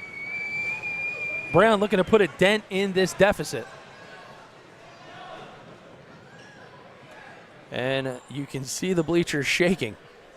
Yeah, and atmosphere in here tonight is great. And right now it's that crossover atmosphere because you have everybody waiting for the Mainland St. Joe's contest, as this one is, again, far from over. Yeah, 4 really good basketball teams in here tonight. We're blessed to call this first one. You got Mike Gill and Mike Frankel coming to do the second one, correct? That's correct. Mike Gill listening as he's driving, I'm sure, from the 97.3 ESPN studios after his 2 to 6 shift on the Sports Bash. Be sure to tune in, 2 to 6. I can only guess this will be a topic of conversation tomorrow. Brown, splash. His first point of the fourth quarter. Yeah, and again, the defensive intensity, that's why that's the reason why they've gone from down 4 or 5 to up 4 right here, which is now 2. They close the gap. 2 big free throws right there. To 1. Substitution. Looks like Friel's going to not check in. Well, yeah, they thought Elijah Brown was holding his calf due to possibly cramping. They were going to send in Friel to replace him on the defensive end, but Elijah Brown waved him away, said, I'm fine. St. Augustine, full court defense. Gilliam, he's got the basketball, finds the backdoor. Janos can't get it to go, in and out. St. Augustine now, the skirmish for the basketball. Somehow, Janos with the strip and a jump basketball. Possession belonging to St. Augustine. The reason why the layup was missed because, again, it was contested by Oka Byron at the rim. Lano's unable to get it to go. He was looking for Oka Byron to come block the shot, tried to make it by getting around him, couldn't do so. Leads to the tip rebound, thus the jump ball, thus possession arrow belonging to St. Augustine. 53 seconds. Hermits trail by a point. Bethea has the ball in his hand, and he's defended by Smith. Good time for a horse racing term. And down the stretch we go. Well, you better put your tray table back up and its seat to the upright position. Here comes Brown. He's blocked. I'm pretty sure it was Gilliam out of nowhere. Yeah, really good defensive pressure. Again, RK replay of the game right here. Elijah Brown able to get to the right hand. He gets by Llanos. However, coming from the weak side was Gilliam to block the shot. Back to live action. 34 seconds on the clock. Hermits with possession underneath. They trail by 1. Putting a good final 3 minutes into this contest is Kai Gilliam, that's for sure. Here comes Plem back to Brown. Llanos gets a hand in it. Somehow he ends up way out of position, but able to retreat to OK Byron. Brown back with the basketball. Gilliam all over him. They are going to defend to the tee. 18 seconds now. And a reach in is called, and it's going to send Brown to the line. Here's a quick look. Elijah Brown catches it above the elbow right at the three-point line. They call a reach in by Gilliam. Gilliam's fourth. Reaching around Elijah Brown as he tried to knock the ball away. 15 seconds. Hermits down by 1. This is a 2-shot foul. Brown gets the first to go. And, Steve, I think you're onto something. He might be cramping. Yeah, he showed, he's very gingerly. He showed signs of it when he made the 2 free throws prior to that. However, he makes a third one. He ties the basketball game, and he's going to try to take the lead. What a credit to the player. He said, I'm not coming out of this one. I don't care about any kind of cramp or whatever the case may be. In and out, tie basketball game. Holy Spirit, 13 seconds. And a timeout called by Coach Kyle Dine. Spartans going to have possession in a tie game. 12.2 on the clock. Does it get any better than this? Holy Spirit looking for a bucket. St. Augustine looking for a stop. We're going to keep it right here as we take a look into the Holy Spirit huddle. And there is the infamous board. They're going to try to draw one up to pull this one out. It is a full timeout, just under 30 seconds. If you're Coach Kyle Dine, who do you want to put the ball? Who do you want hands on the ball? Well, here's the first thing. It's interesting because they called a timeout while they were still in the backcourt. So they're going to have 3/4 of the court still to go. They didn't call it when they crossed half court. With all that being said, again, you're going to look there for Jameer Smith to handle the basketball. Okay, you're going to have Gilliam on one side, Kai Gilliam. You're going to have Wilkins on the other. And you're going to just let dribble penetration take its course and see if they can find a gap and kick to a shooter. If they can't, they're going to see if they can find a gap and go all the way to the rim to finish. It's going to be pandemonium in here these last 12 seconds. It's going to be loud, and rightfully so. Inbounding right in front of us, partner. An instant classic underway as it's Smith. He's defended by Plen. He goes to his right and driving to the hole and called for the push. We had the official screening us on this one, so we'll take a quick look at the replay. Yeah, this foul's going to be on Noah Plen as he hand checks and pushes off with his forearm against Jameer Smith. That'll send Smith to the line. It's a 1-and-1 situation, putting all of the onus on his first free throw with 4.9 ticks left. 4.9. You run these scenarios at practice all the time. Game on the line, on the charity stripe. He gets the first to go. Calm, cool, and collected right there was Jameer Smith. He knocks down the first one, giving the Spartans a 1-point lead at 40-39. 1 point advantage, and it's going to be Friel into the game for Plem.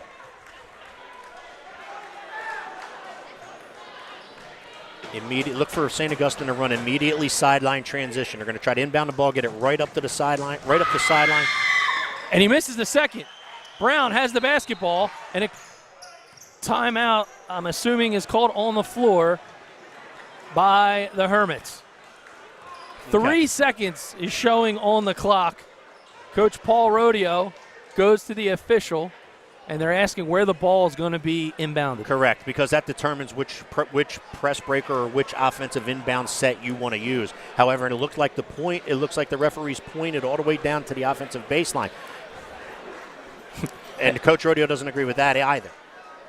Absolute instant classic underway. Coach Rodeo working the officials as his assistants work on the play. Yeah, I would think this. And I assume you contest and press the whole way?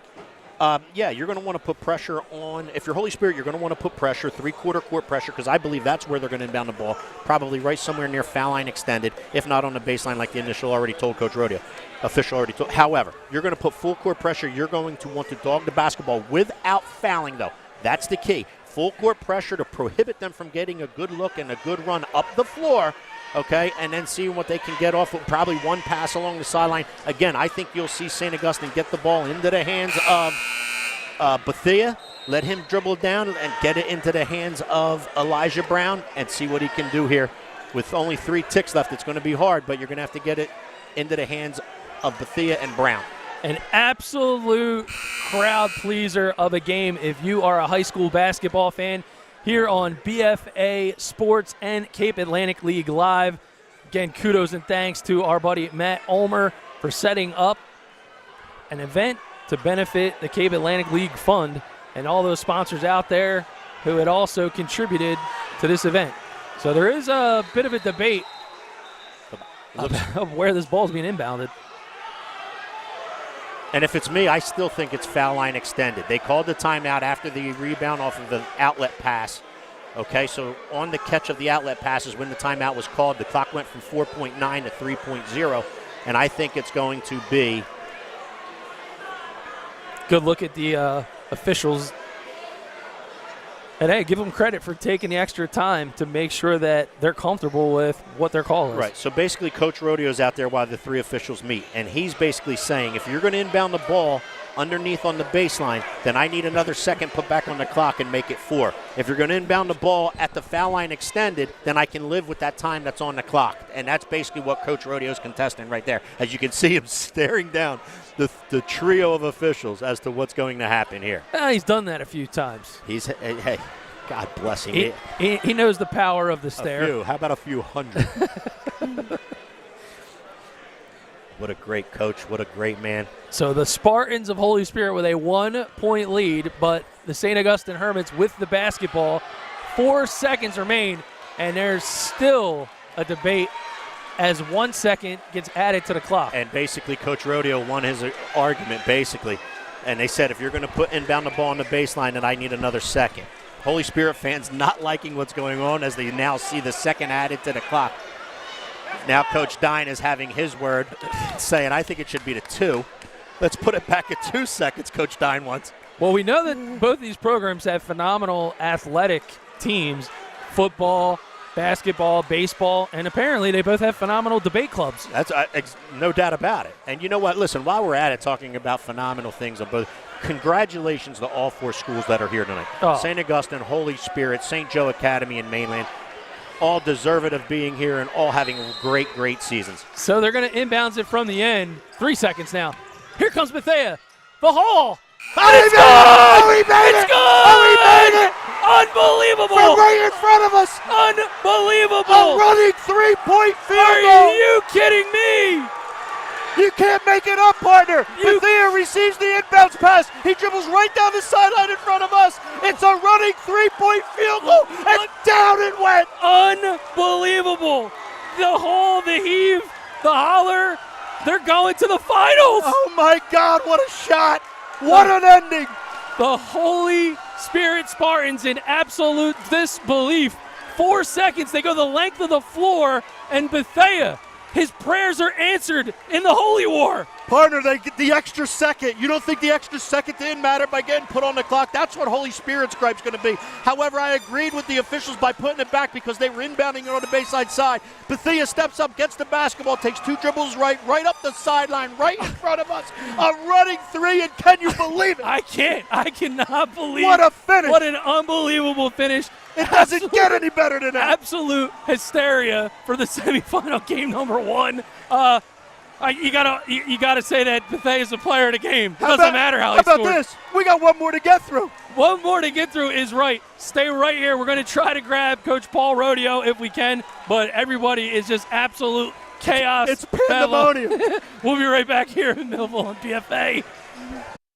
We live in a community that cares. We make sure everyone eats, everyone plays, everyone stays warm, and everyone is protected. We support our youth in organizations that teach the value of community and self-worth. We make strides against breast cancer every day. Together, in this community, we make a difference. RK Chevrolet, RK Kia, and RK Subaru, proudly serving our community since 1982.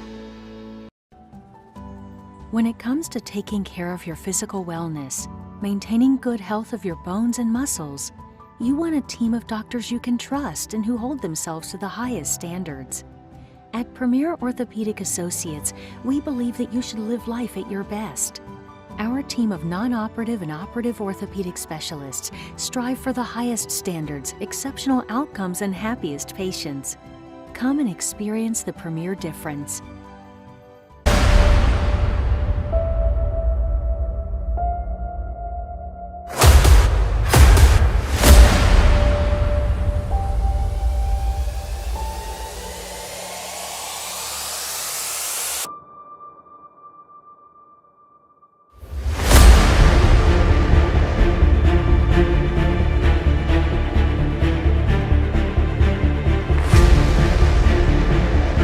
No good front. And at the buzzer.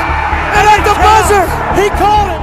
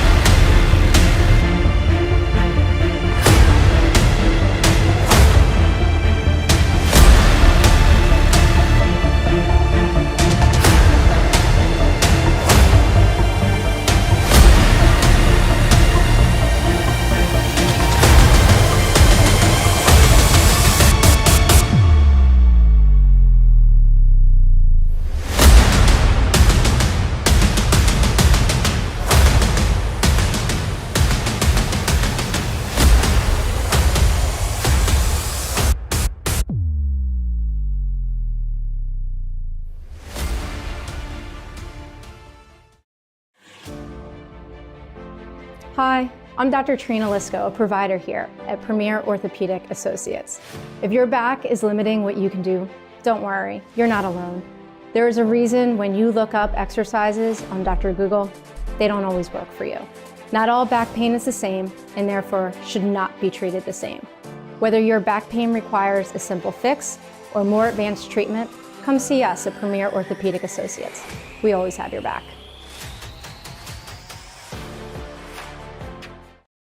Welcome back to Millville. As I'm still trying to gather myself for what it is that we just saw absolutely unfold with my partner Steve Westcott. We're trying to get Coach Paul Rodeo and the hero of the ball game, Samaj Bethea, just absolutely I'm getting hauls up the sideline, heaves the ball, and you'll see it right here on the replay. Dribbles we right slow in it front down. of us. The running three-point field goal. Are you? And down it goes.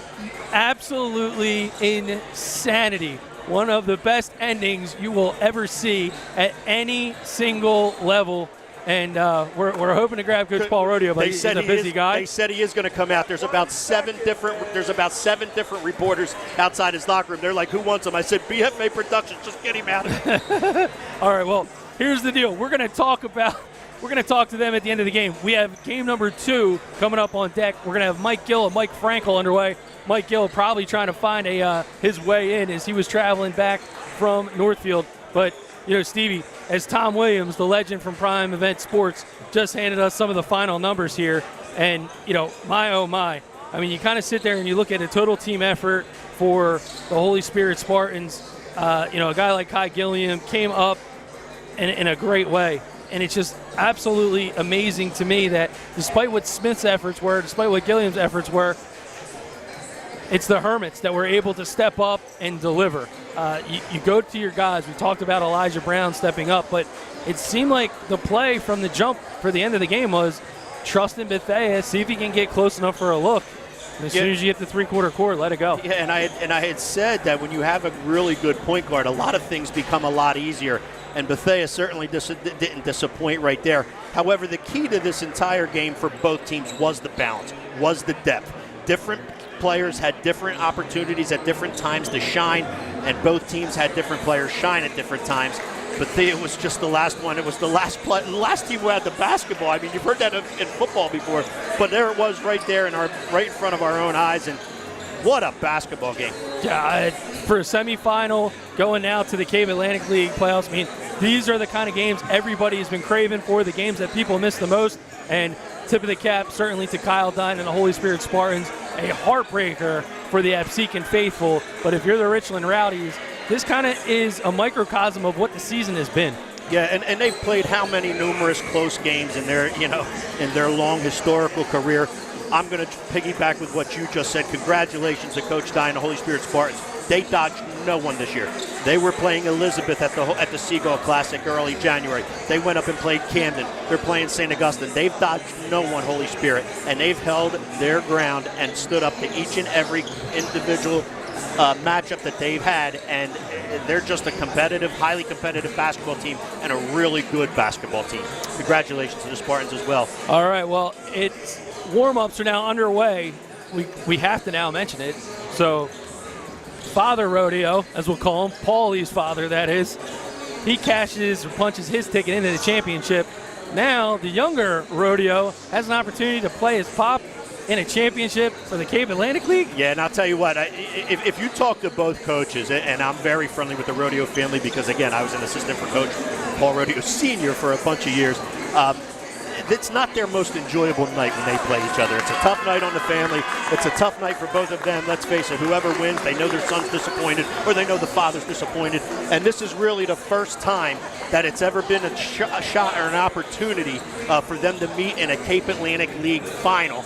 And it could possibly come here if St. Joe Academy can hold on too. Well, and not to interrupt you, but it looks like we got an opportunity. We got my man. Man, so a little bit of hero ball for Samaj Bethea. Mm-hmm. I'll tell you what, we're going to ask you to step right in. Yeah, right here in the middle, buddy. Right in between us. Go ahead, you're good, right there. So, partner, I'm going to let you start. Hey, listen, Samaj, ice in your veins. So, Sure. A little bit of controversy on the clock. They give you 4 seconds. What are you absolutely thinking at this stage of the game? Score. That's it. Keep the Score. ball and heave. Yeah. All right, so you haven't had a chance to see it, but we're going to let you see it right now. So right here on this monitor, here is your final shot. Now that you see it, now tell us what you think. I was real. I don't know. I'm speechless right now. That's the craziest shot I ever hit. So when you let it go, did you have the feeling that it was going in? Yeah, when it left my hand, I felt the rotation. I knew it was going in. So a good soft loft, it goes in, pandemonium on the court, your teammates tackle you, and I mean, this is the kind of basketball that you live for. Right. Samaj, tell us a little bit about playing, for St. Augustine. Mm-hmm. It's no hidden secret. You were a transfer into St. Augustine, and you're the point guard and the catalyst for them and get them into everything they want. Mm-hmm. You're playing there for a legendary coach, and you have a great bunch of teammates, a lot of kids that can score. What's it like with the balance of St. Augustine? How have you enjoyed it so far? I'm blessed to be here. Coaches, they just lead me in a good direction every day, and I just take the lead as a point guard and then go out there and get the job done. Have some scorers on the wings like Elijah Brown, who can get to the rim and shoot the three. Yeah. Matt Kauser got a start today because of his three-point shooting capabilities, and Oka Byron down on the block, contesting the rim. What's it like playing with teammates like that? It's a blessing. This win today wasn't just because of me. It's because of the whole team. We all played a part. And we stayed gritty to the end, and I love my guys. All right, well, no question about it. Our player of the game, Samaj Bethea, with the hero ball 3, the game winner. The Prep advances to the Cape Atlantic League Championship. Thanks for tuning in, but don't go anywhere, because if you thought game number 1 was fantastic, we got game number 2 on BFA Sports and Cape Atlantic League Live. It is the number 8 Mainland Mustangs versus the number 4 St. Joe's Academy Wildcats, coming up here on BFA.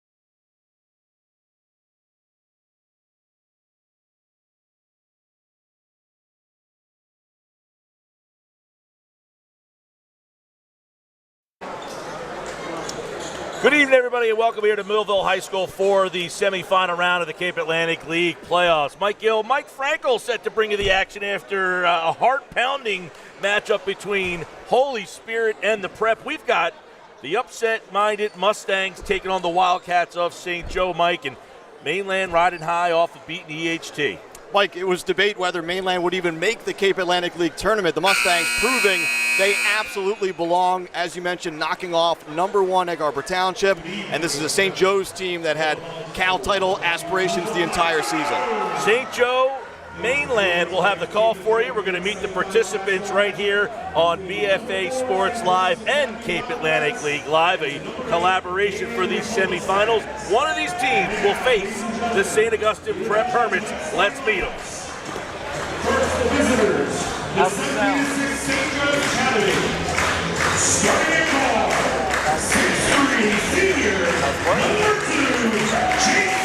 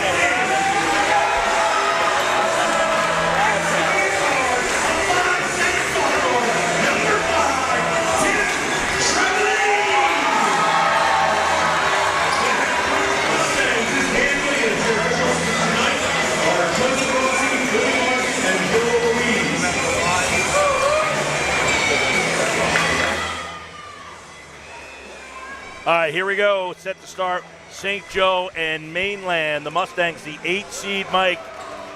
The Wildcats are the 4 seed. Mainland beat top seeded EHT. And St. Joe's knocked off the host of tonight's event, Millville. This is a St. Joe team that's been on the come the last couple of years. They would love to kind of culminate them as a basketball school by winning this year's tournament. No doubt about it, Mike. And, you know, the story's well told at this point. It's a team that can't even play home games at its home school. They have to play on the road. They're battle-tested, Paul Rodeo Jr.'s team. A tough schedule this year, but look out. Mainland playing with house money right now down the stretch. 17-6 St. Joe, 13-10 Mainland, 8 versus 4. The semis, who will face the Prep? We're about to find out. St. Joe, Brevard, Bowers, Rodriguez, Theophile, Cartagena, the 5 on the floor to start things off, dressed in black with red trim. Mainland goes with Rogers, Cook, Tyson, Traveline, and Ordilly. And we got a foul right off the bat to start things off. Yeah, Paul Rodeo Jr., Mike, he's gone with a lot of different starting lineups this year, and I've seen them quite a bit in person. This one even new for me. Jameer Cartagena is a kid that doesn't get a lot of minutes, usually an energy guy off the bench, but strategic decision tonight to insert him in the starting lineup. Of course, Jason Prevard is the engine that makes this train go, if you will, and Rodriguez can light it up as well. Prevard runs the offense, uses a screen, pops back out, stared down by Ordilly. Bowers on the wing. That's Rogers defending, and a slip and a walk. Great defense there, opening up from the Mustangs. Our viewers just saw it, Mike. Mainland starts 4 sophomores. Rogers, the only senior in this starting lineup. He's a real X factor. He had a big second half the other night against EHT. Pressure from St. Joe. Mainland beats it. Blocked down low on the. That's one thing Mainland lacks, Mike, is size. No doubt about it. They're going to be tough going down low in the paint in this one. Brevard dribbles off the foot. He runs it back down. 1 minute gone by here in this first. Brevard streaks down the middle. He loses the handle and kicks it out. Rodriguez in 13. He's a shooter for St. Joe. Baseline and a foul. You know, Mainland did a great job in the last game defensively against one of the best scorers in the league. Carlos Lopez, they held the senior from Egg Harbor Township to just 9 points in that one. DJ Gurman a little bit hobbled in that game as well, but you're right, a tremendous effort from the Stangs the other night in that upset victory. Inbound, high off the glass, offensive board, the putback and a foul. Theophile will get to the line. You know, Mainland is a team, and there's a few of them in the Cal this year, Mike, just really not that deep. I mean, head coach Dan Williams, he'll bring a couple of guys off of the bench, Noah Myers, maybe an Owen Mead, but for the most part, his 5 are going to get the most minutes, so it's going to be vital for Mainland to try and stay out of early foul trouble. These two teams have met twice, totally different results. Yeah, one of them close, I believe, a 3-point game, the other one lopsided. And that was really the case between Mainland and EHT as well, Mike. I mean, that was one blowout loss for Mainland and another close loss for Mainland, and then the third time was the charm. We'll see if the Stangs can repeat that formula tonight. Pair of free throws for Theophile. They lead 2-0. St. Joe first on the board. Pressure from the Wildcats. They inbound it to Cook. Cook, the sophomore, brings it up into the corner. Tyson, cross court. 3-ball, Rogers down. And that's a great early sign for the Mustangs. We just talked about it. Rogers, he's the veteran on this team. If he's knocking down shots, these guys can beat just about anyone. Brevard streaking high off the glass. Brevard, one of the premier slashers in the Cape Atlantic League. He can get to the paint when he wants to. Cook tries the answer. Theophile clears the glass.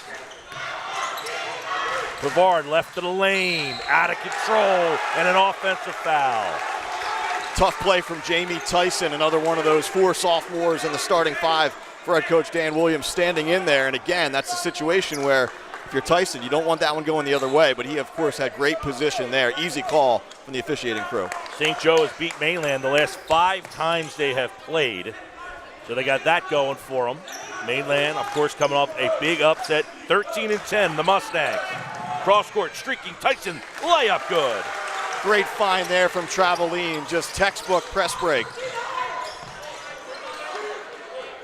Brevard on the wing, Bowers backs up. Rodriguez got good range for the 3. Bowers puts it on the floor, between the legs to the left hand. D'd up nicely, the Mustangs, or Dilly out on the perimeter. Baseline, high off the glass, too strong. Bowers, high, no good. Tyson clears the glass. Tyson out in transition. Tyson crosses over to the middle of the floor, into the corner. 3-ball up and off the mark, no good. Rebound ripped down. Cartagena, top of the key, thought about a 3. Whips it to Rodriguez. Bowers for 3, too strong. Near steal. Rodriguez trying to find a little news, and it gets blocked away by Tyson. Transition, 2-on-1, the layup, too strong. Traveline missed the bunny. Pull-up jumper, Brevard, too strong. Back and forth, Bowers, Brevard, 3. Off the mark. Rebound, Cook, and a foul on the floor. Frenetic pace to this one early on, Mike, but I've just been really impressed with the way Tyson's been manning the middle. I mean, he's probably not a natural 5 at the high school level, especially not as a sophomore. He's given up some weight down low oftentimes, but he's long, and he plays so much bigger than he is. I mean, he's been so crucial for Mainland during this season, and of course, in the big win the other night against EHT. Tyson showing the handle. Draws a block as Theophile hits the deck. couple close calls going in favor of the Mustangs so far as we take another look here. Tyson, smart play there. Again, just a sophomore, but sensing the Theophile didn't quite have position, he was able to draw the foul. Inbound, Cook, and a bucket. Cook was a one-man scoring machine the other night against Egg Harbor Township in that first half. If Cohen Cook's not on the floor in that game, Mike, Mainland doesn't win that game at the end. He had almost all of Mainland's points in that first half. Sophomore leads the Mustangs in scoring. Rodriguez shot is blocked, but the rebound is put back and good by Cartagena. You know, I've seen St. Joe 5-6 times this year in person. I'm telling you, Cartagena didn't see a lot of minutes, but again, Paul Rodeo Jr. must have liked the matchup, already paying dividends here tonight. Rogers getting pressured by Bowers. Leaves it off on the wing for Tyson. Tyson. Cook, left of the lane, spins to the middle. Cook shot up, and he is fouled. Cook, an athlete. He plays all three sports and is their leading scorer as a sophomore and has got some pretty good bloodlines. No doubt about it. Older brother was a standout receiver for the Mustangs a couple of seasons ago. Head coach Chuck Smith on the football field. And yeah, I mean, we're going to be talking about it a lot tonight, but, you know, and it's obvious for a team to still be playing this deep into the Cal tournament that's so young. I mean, they need to kind of grow up on the fly, right? I mean, it's cliche. They are still sophomores, but they play so much older than that. They've been in many big games this season, a number of signature wins, and just gaining confidence with each passing game. Mainland beat EHT 50-38 in round one. They beat Atlantic Tech 64-42. Hamilton 60-40. Lost to Cedar Creek and beat Willingboro. So they've won 4 out of 5 as Cook makes a pair. 8-6, St. Joe leads. Excuse me, 8-6, Mainland leads. Rodriguez, catch and shoot, no good. Rebound taken by the Wildcats. Brevard behind the back, knifing his way to the basket and an offensive foul. And who is it down there? It's Tyson standing in there. Great team defense from Mainland, but right at the end, it's Tyson holding his ground. 15th foul already on St. Joe. And Harvey Williams enters. Jared Demara as well. Those are two guys that have been in the starting rotation a lot of nights this season, but again, St. Joe's deep. They have the advantage of being able to bring more guys off the bench than Mainland does. Cook with a floater, it's short. He tries to get the putback and knocks it out of bounds. You know, I talked to Dan Williams after the win against Egg Harbor Township the other night, Mike, and he told me, look, the key to that game was playing in the 40s and 50s and trying to slow Egg Harbor Township down. It's a similar game plan in this one. St. Joe is a team, again, they're deep. They like to get up and down, but if Mainland can keep this game in the 40s and 50s, it increases the Mustangs' chances of winning. Noah Myers enters, steal, layup, good. Mainland extends the lead to 4. Rogers with a steal and a layup. 5 points for Rogers, 10-6 they lead. Noah Myers, dressed in white, number 22, gives the Mustangs some size off the bench. He had a really good game against Holy Spirit in Absecon a couple weeks ago. He's streaky. He can fill it up in a hurry. Hook shot short, punched out, rebound, put back short, and out with it comes Ordilly, and then it's knocked out of bounds in front of the Mustang bench, and it went off of Harvey Williams, it looks like, and Mainland will get the ball. Hustle play there from Stephen Ordilly. He's, you know, really the one starter that they don't count on a lot of scoring from, but he's one of those glue guys. He's going to get to some loose balls. He's going to chase down some rebounds, play some defense. That time making sure that ball went off of St. Joe. 10-6, Mustangs lead with the ball. Traveline uses the screen, 2-man game, and Myers wasn't ready for the pass, and it went out of bounds. Yeah, stay with the Mustangs. Bowen's pointing to his chest there saying, look, that's on me. If I let that go, that's our basketball. But he tried to get a hand on and make a clean steal. Ends up going off of Bowen's hands and out of bounds. Inbound, Traveline. Bounce pass to Cook. Traveline on the far sideline. Over to Rogers. Traveling a couple dribbles, cross court, nearly stolen away, and it was almost saved by Cartagena. The Mustangs will keep possession. 1:49 left to play first quarter. Mustangs 10, Wildcats 6. It's an 8-4 matchup. Mainland It's listed as the home team on the scoreboard, oddly, throwing me off a little bit. That's all right. We'll get the flow. And that pass went right through the arms of Cook and out of bounds. So an unforced turnover by Mainland. We should note, too, Mike, that neither of these teams has ever been to the Cape Atlantic League Final. So regardless of the winner, we're going to have a fresh team in that Cal Final. You have done, and I have done some Mainland semifinals over the years where they've kind of run into a buzzsaw. But, this will be the first time for the winner of this one in that Cal Final on Saturday. I think the last time Mainland played, Osuna Sunier was leading them. He just scored his 1,000th point for St. Bonaventure. Layup strong off the glass. Rogers corrals the miss. 1:17 to play. Up to Cook, into the corner. 3-ball, too strong. Run down St. Joe with it. Bowers. Right of the lane, kick out. Demara. Under a minute to play, first quarter. Mustangs lead by 4. The 8 seed looking to advance. An 8 seed has never won a playoff game, let alone make it to the finals. Demara to Bowers. Back up top, Rodriguez. 39 seconds. Bowers into the corner. Demara goes baseline, trying to get some separation. Rogers up for the challenge. 30 seconds. Spinning, Prevard, kick out. Foul line, DeMar down the middle, too strong. The rebound, Prevard, and a nice dump down to DeMar, who gets the deuce and cuts the lead to 2. 15 seconds, pressure from the Wildcats. Ordilly to Rogers, nearly loses it, under 10. Rogers, 3-ball up.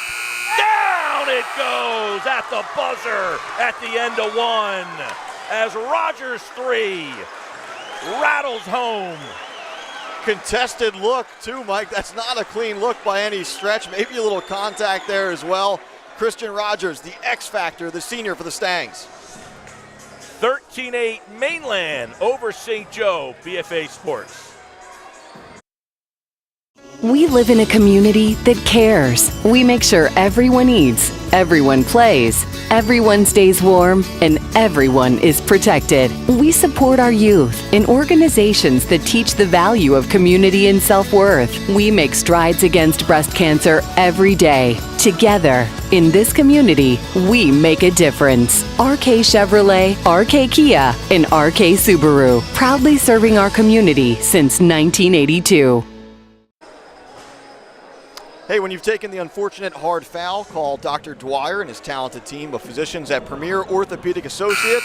They will provide the premier orthopedic care you've come to expect with 8 convenient locations to serve you. Dr. Dwyer and his team will provide the assist you need to get you right back in the game. Call Premier at 856-690-1616. That's Premier Orthopedic Associates. 3-ball at the end of the first for Rogers, with 8 of the 13 points for the Mustangs. Cohen Cook had 22 in the win in their last game. He's got just 4. Good sign for Mainland. Yeah, that's the thing. The Mustangs don't care who's scoring. I mean, Cohen Cook is their leading scorer, and, Trevelin is a big scorer as well. Both those guys a little bit quiet, but Rogers, he's continuing that hot finish from the other night into a hot start here tonight. Keaton Lowenstern has entered the game for Mainland for the first time. Demara with a poke and a steal. The layup is good. Big minutes off of the bench so far from Jared Demara. He's one of those guys, again, he's been in the starting lineup at times, but puts the ego to the side. He's given him some big minutes off the pine. Tyson to Cook as they break the press. Cook trying to muscle his way for 2, and he gets the bucket to go. Great patience from Cohen Cook down there. He could have gone a little bit faster, maybe got rejected, but he waited that extra tick, got 2. 15-10 Mustangs answer.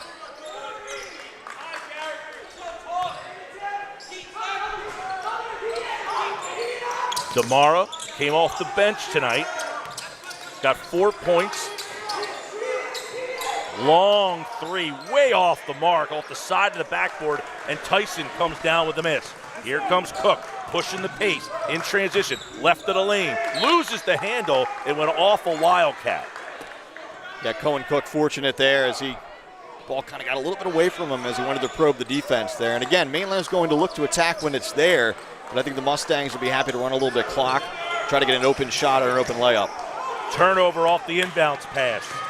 Rodriguez loses the handle. Good hands there by Tyson. He's rangy, Mike. He just gets his hands on a lot of balls. He plays bigger than he is. He really mans the middle well for Mainland. 6:48 to play in the half. 15-10 Mainland. The winner faces St. Augustine with a wild three-quarter court three-pointer to win it at the buzzer. Damara. Cartagena on the wing.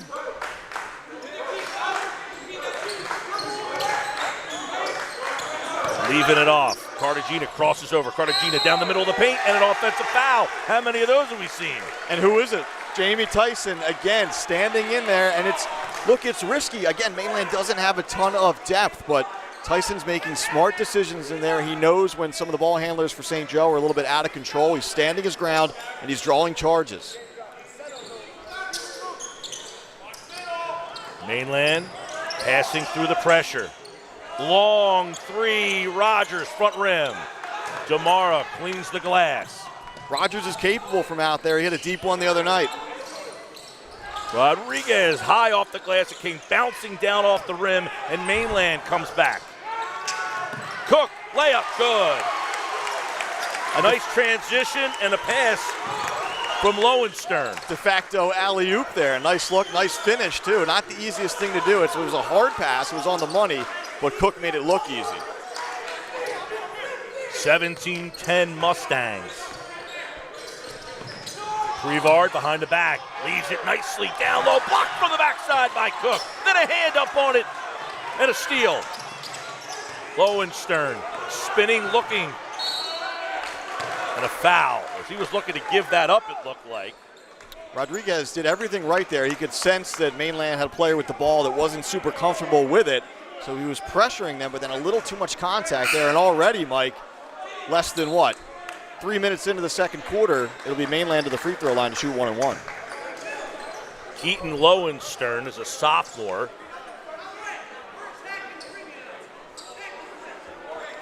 But he will get to the free throw line, as Mike mentioned, for a 1-and-1.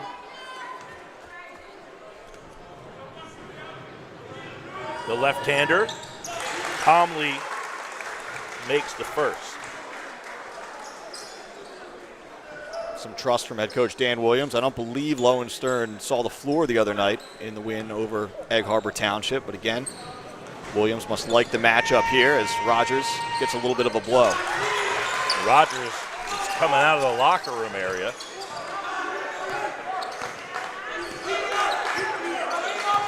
Two free throws by Lowenstern to give the Mustangs a 9-point lead. Pavard behind the back. Pavard using the screen, left of the lane. Knifes his way to the basket, and he's got a hit on top of the head as he hits the deck, and he'll get to the free throw line. That's the penetrating skill of Jason Prevard. He's a guy who's really grown up in his 4 years at St. Joe. You know, it's been well documented in a lot of the newspapers. He's been in and out of the doghouse a little bit. Head coach Paul Rodeo Jr., but look, he's a leader. St. Joe needs him out there. St. Joe's much better when he's on the floor, and he's a kid who's making the most of the stretch run of his senior season. Owen Mead, a senior, checks in for the Mustangs. Pair of free throws for Prevard. And a timeout taken. St. Joe wants to talk things over. Mainland 19, St. Joe 12 here on BFA Sports. When it comes to taking care of your physical wellness, maintaining good health of your bones and muscles, you want a team of doctors you can trust and who hold themselves to the highest standards. At Premier Orthopedic Associates, we believe that you should live life at your best. Our team of non-operative and operative orthopedic specialists strive for the highest standards, exceptional outcomes, and happiest patients. Come and experience the Premier difference.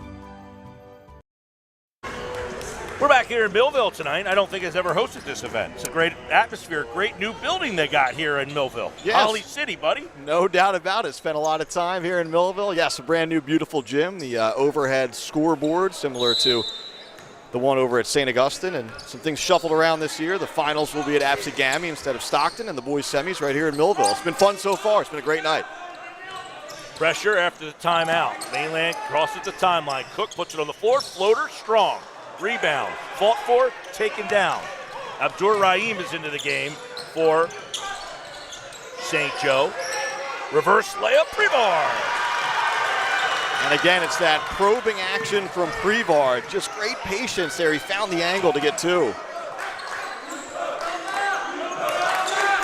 Rogers is back into the game for the Mustangs after the timeout.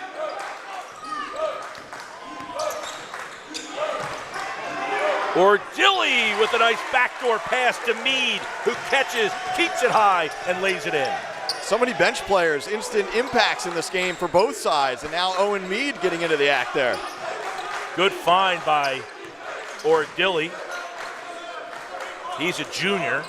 Most of these Mustangs are back next year. Prevard streaking down the lane, and Meade is whistled for the foul. Meade's one guy, 6'4". He's got some size for Mainland, so it's going to make things difficult if you want to take the ball to the basket. He could use up those fouls. No doubt. You almost get the sense, too, that, that obviously that's a strategy coming in. Dan Williams of Mainland knows how deep St. Joe is. Maybe he has to go a little deeper in his bench early to try to preserve some of his starters for the second half. First free throw's no good for Prevard, who's got 6 of the 14 for St. Joe. And that one rattles home. 7 points for Jason Prevard. Halfway through the second quarter. Traveline, one of the leading scorers for the Mustangs. Cook, should be Meade. Over to Rogers. Rogers spins, baseline, Rogers leaves it, Traveline in a bucket. How smart is that play? Rogers knew he didn't have the angle to try and reverse, but he found the cutter. It was Traveline. Prevard tries to do the same as he went baseline and then tried to leave it for Abdul Rahim, but there wasn't enough space to get that through. Poked out of bounds by the Mustangs. And for Mainland, too, Mike, obviously, Traveline's one of their big-time scorers. He struggled early, but to still have a lead and then, for Traveline to finally see that ball go through the net, it can only mean good things for Mainland. Rodriguez runs into Meade. I guess you'll give him a block. Off on the wing. Ordilli for Cook. Down low, Meade. Meade, shot high off the glass. Good defense there by Prevard. Altered that shot. 3. Iron no good. Demara with the board. 23-15, 2:48 to play in the half. Prevard between the circles, between the legs. Crosses over Ordilli, who's up for the challenge. Leaves it off on the wing, into the corner. Bowens leaves it for Demara. Rebound taken down by Christian Rogers. Rogers to Traveline, who spins up under. Traveline off the back of the iron, pushed out. Throws it away. Meade comes up with it. Smart play there from Meade, too, to immediately get it to a ball handler as he shovels a pass off to Cook to bring it across. Top of the key between the circles. Traveline. Mainland's in a great spot here, Mike. The Mustangs, obviously, they don't have to do too much here in these last 2 minutes of this first half. They have the lead. They can afford to show some patience, but a nice poke away there. Poked away. Meade on the floor, as is Bowens. Yeah, Kiani a little bit shaken up there. Williamstown transfer few transfers on this team here for head coach Paul Rodeo Jr. this season, as Bowens continues to try and walk it off a little bit. Bowens, Harvey Williams, Demara, Prevard, and Rodriguez. They're the 5 on the floor, dressed in black for St. Joe of Hamilton. 23-15, they trail with the ball. 1:30 left to play in the half. High post. Harvey Williams, Demara, Strong, the tip back, Cook. The clear out, Cook, transition, Cook. Oh, and Traveline couldn't hold on. You know, I like the aggression there. I do, Mike. I mean, it was a path there to get a layup, but, you know, I think, again, if you're Mainland, you can afford to kind of slow it down a little bit. You're up by 8, obviously, and, you know, you can afford to slow it down a little bit and try to bleed the clock a bit as we enter into this final minute, I should say, of this first half. Third turnover for the Mustangs. They've been very clean with the basketball. 7 turnovers, by the way, for St. Joe. Under a minute to play. They trail 23-15. Prevard leaves it, and Demara with a nice lay-in. He's got 4 and another dime for Prevard, who's been a good playmaker. That consummate point guard who can get his own buckets and facilitate for his teammates. Bowens D'ing up, and a foul as he got a little aggressive, and then right in front of us here, Bowens and Prevard kind of collided into each other. Yeah, wet spot on the floor there as Jason went sliding. Looks like both players are okay. Probably need a towel over here in front of the broadcast area. Traveline tries to work it out with a sneaker. Rogers at the line. He's 8 points, 3 rebounds, 2 assists. Having a good night for Mainland. 23-17, Mainland leads. Very gritty team. They don't play a lot of guys. Is that the question in the second half?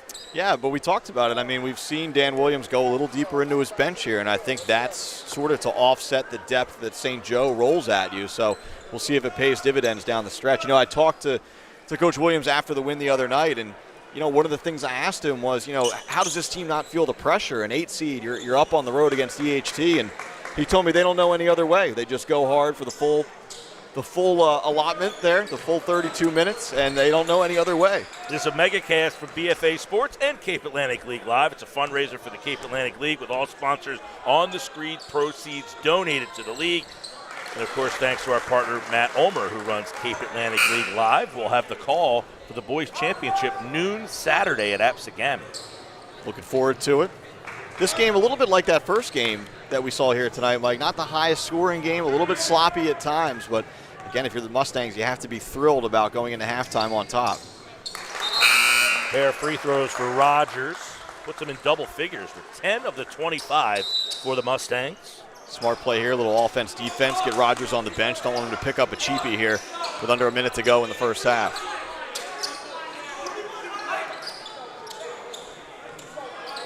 .30 seconds.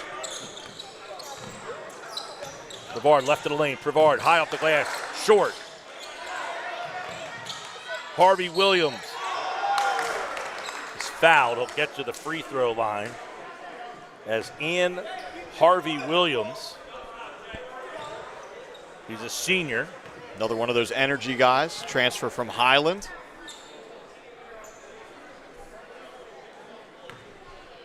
Again, a guy who's been in and out of the starting lineup this year.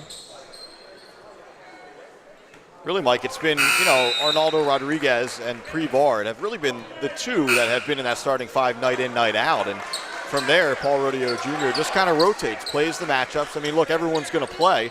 The minutes might be a little different night tonight, but, you know, he's going to play the matchups, and certain guys are going to be in that starting 5. Some other guys will come off the bench. Second free throw, no good. Or Dilly gets the board, but it looks like Miles Solomon, who just checked in, 6'4", 280, gets whistled for a foul. Might have been a lane violation there. I'm not sure. I think it was a lane violation, but either way, Mainland with a chance to close out the half. 10 seconds. Cook, kick out. Or Dilly for 3, too strong. Solomon, outlet. Prevard, bounce pass, and Harvey Williams ends the half with a fast break layup. And Mainland will go into the locker room leading 25-19 in the Cape Atlantic League semis. Looking for the perfect place for your event, destination, wedding, or even a round of challenging golf? Our friends at Eastland Golf Course and the Greenview Inn guarantee your experience will have you feeling like an MVP. Owner Rob Buono and his team provide the winning menu of fine dining that will exceed expectations. Tee up your next round of golf, Sweet 16 party, or dinner by calling 856-691-5558. That's Eastland Golf Course and the Greenview Inn. Mike Frankel, we're at halftime. Mustangs 25, Wildcats 19. A little upset brewing in Millville tonight. We'll take a break. We'll come back. We'll get the first half stats and set you up for the second half here on BFA Sports Live and Cape Atlantic League Live. Hi, I'm Dr. Trina Lisko, a provider here at Premier Orthopedic Associates. I love that we get to watch these athletes play again. There is nothing better than being able to participate in an activity that you love. However, I know that COVID has us all a little less active than we would like, especially if weather conditions don't allow us to get outside and we've been restricted from the gym. Now is the time to consider some cross training. Consider body-weighted activities, which are my favorite. Do timed interval repetitions with a little rest in between to help keep your heart rate up and activate your cardiovascular system. We can all stay healthy and active during this time. Remember to start slow and work technique before progressing to higher repetitions. Slow and steady will do the job.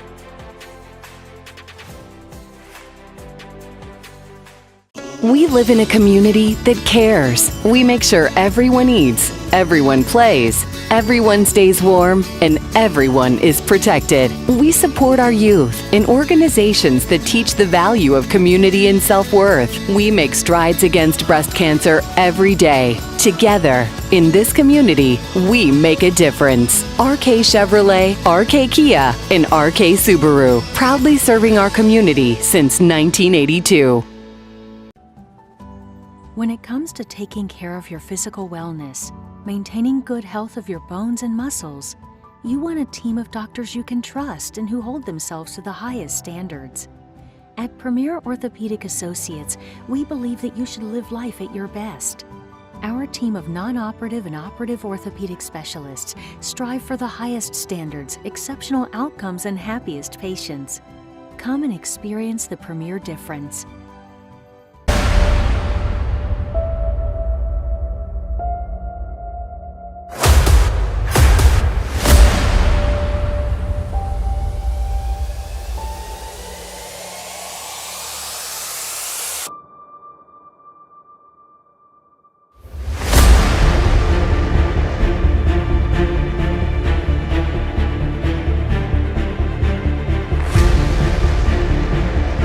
No good, Frederick! And at the buzzer!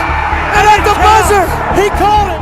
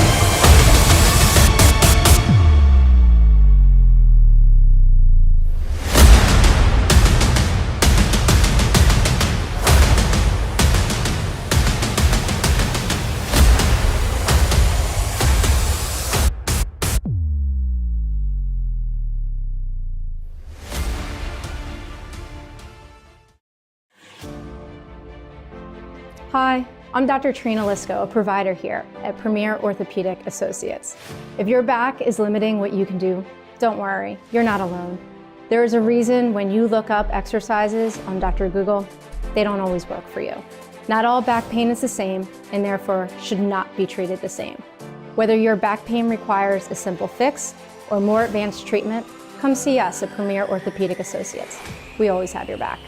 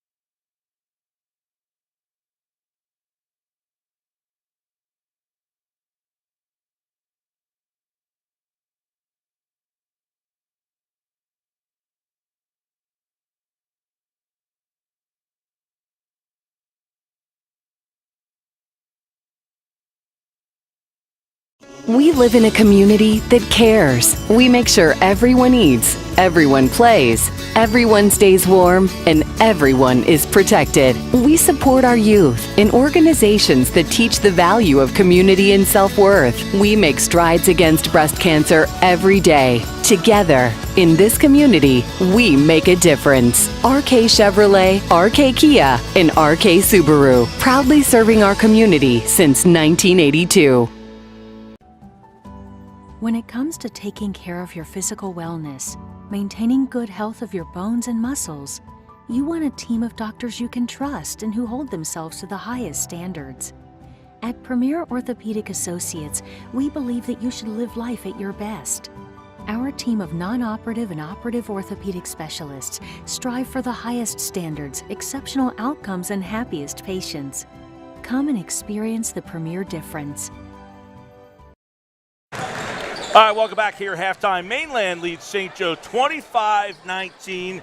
We're going to talk a little bit about the fundraising efforts of this Cape Atlantic League. First, Mike, quick little first half thoughts. Is the Mustangs looking for another upset? It's house money, Mike. We talked about it from the open. Christian Rogers, I mean, he's the senior leader. He's got 10 points. He's leading the way, and the younger Mustangs are following so far. But right now, a great event, as it is every single year, but this year especially with some money being raised as we welcome in Dr. Sharon Rementer of Middle Township. So, Dr. Rementer, nice to have you with us. Thanks for having me. Talk to us a little bit about, some of the fundraising efforts, and obviously, it's all gravy. It's all going toward a great cause. It's going back to the kids. Yeah, what we decided to do this year, just a little bit of a soft opening, we'll call it. Just ask a few people if they would like to sponsor the kids of the Cape Atlantic League. All money raised goes right back to the program and the kids, and giving them an environment and an atmosphere that we can, and it's really just all about them. The Cape Atlantic League was at the forefront of these conference tournaments. We've seen the Tri-County Conference jump in now as well. How much fun is this, being a part of this and seeing the fans come out year in, year out to see some great basketball? Oh, this is what it's all about. Coming out, watching the kids, watching these upsets, these excitements, these buzzer beaters. this is what it's all about, and this is what we live for right now. Well, great to have you with us. Next time we're in KMA Courthouse, your first round is on you. I think we've decided She promised us. She promised us. Absolutely, I got you. Well, thank you. Of course, we'll have the finals on Saturday at Apsagami. We're live here in Millville to finish this one off, finding out who will play St. Augustine Prep. Quick numbers, Mike, you take a look at the first half stats for Mainland here. 10 points for Christian Rogers, 7 for Cohen Cook. That's a good sign for them. Yeah, no doubt about it. I mean, Rogers is that X factor. I'm not saying he can't score. He's scored in bunches this season, but, when you think of Mainland, you think of Cook, you think of Traveline, and then if Rogers is leading the way and those two guys get going, look out. For St. Joe, they are led by Jason Prevard, 7 points, 6 points off the bench for Jared Demara as we are about to start the second half here. Mustangs 25, Wildcats 19, a berth in the Cape Atlantic League Finals on the line. Mike Gill, Mike Frankel set to bring it to you here on BFA Sports Live and Cape Atlantic League Live. Open up, Prevard, and dumps one down on the block, and a quick bucket there by Theophile. Great start there from St. Joe. Wildcats needing a little energy out of the locker rooms, and they deliver in that opening possession.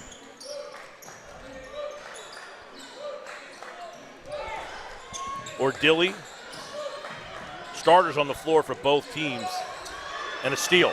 So a quick turnover. Here come the Wildcats, down by 4. They've trailed virtually the entire game. Kind of a 3-2 look for Mainland. Yeah, matchup zone. It worked very well in that first half. It's Bowens jacks one up from deep. Off the back of the iron, so it's a long rebound. Prevard Euros his way down the middle, and 4 quick points. The Wildcats cut the lead to 2, and a little change of energy here.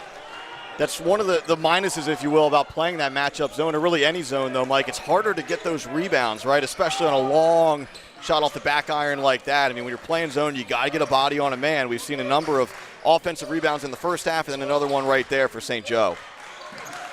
Kicked out of bounds. Bowens turning up the defensive intensity. 25-23, Mainland leads with the ball. A 4-0 run to start this third quarter. Trap. Rogers spinning, crosses the timeline. Ball fake, Ordilli, 3, front rim, no good. Tipped back up, and the rebound is taken down. Theophile, taken away by Tyson. Tyson to Cook, and a layup. Tyson did everything there. He got the steal, and you got to be careful. You don't want to pick up a foul. And then he shielded the defender, and he allowed his teammate Cook to have a nice clean look off of the glass. Dumped. Theophile misses the bunny. Run down by Rodriguez. Prevard. 3, short. Prevard puts the putback up and down. Just multiple opportunities. The Wildcats crashing the offensive glass. That needs to be a point of emphasis right now for Mainland. They can't allow second, third opportunities. Ordilli to Cook. Leaves it for Rogers, the steady senior, trying to extend it one more game. Ordilli's pass, batted down and stolen. Rodriguez catches and he spins back and sets up the offense. Prevard down the middle, leaves it, and a nice layup, Theophile. And a timeout taken by Dan Williams and the Mustangs as we are all tied at 27 with 5:21 left to play here in the third quarter.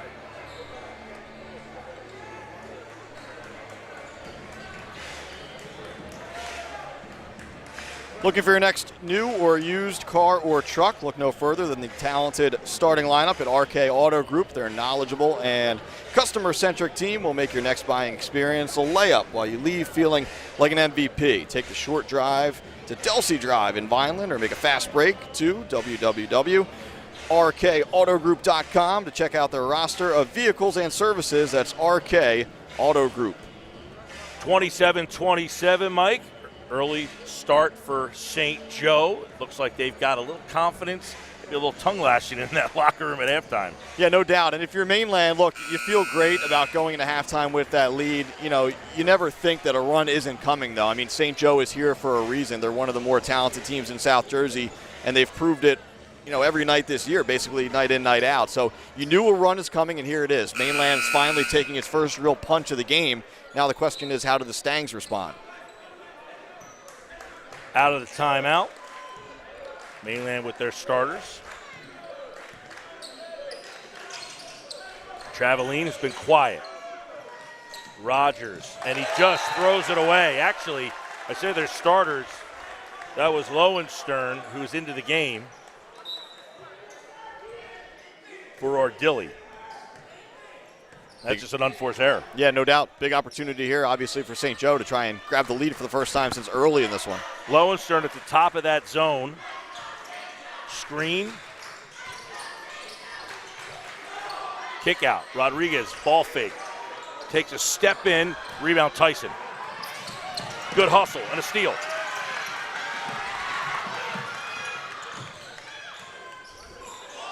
Prevard. A deuce. How do you stop that? I mean, how do you stop that? He's so good on the dribble penetration, not only finishing but finding teammates, but that time taking it himself. Prevard, steal. Take it over himself. High off the glass. Rebound. Theophile. Layup. The times, they are a-changing. No doubt about it. I mean, Mainland needed that timeout earlier. They might need another one soon if this continues. Cook. Tyson. Foul line. In and out. No good. Chipped out by Cook. Tyson. Back to Cook. Mainland can reset the offense. Traveline. Too strong. Cartagena with the rebound. Wildcats just took their first lead. They look to extend it. 31-27. Prevard taking a deep breath there. He's earned it. He's been up and down the court so far here in the third. Rodriguez short on the three. Lowenstern rebound. Rodriguez is one of them guys. He can hit 3 or 4 in a row, and he just can't find it yet. They get him going. That would be a big help. Cook banks one in. Banks open late here in Cumberland County. Look, if you're Mainland, you'll take a bucket there to stop the bleeding any way you can get it. Off the glass, it doesn't matter. So a big-time make there from Cook. Cuts the lead to 1. Wildcats and they get a foul. Looks like on the screener there. Cartagena. The offensive foul going against Jameer there.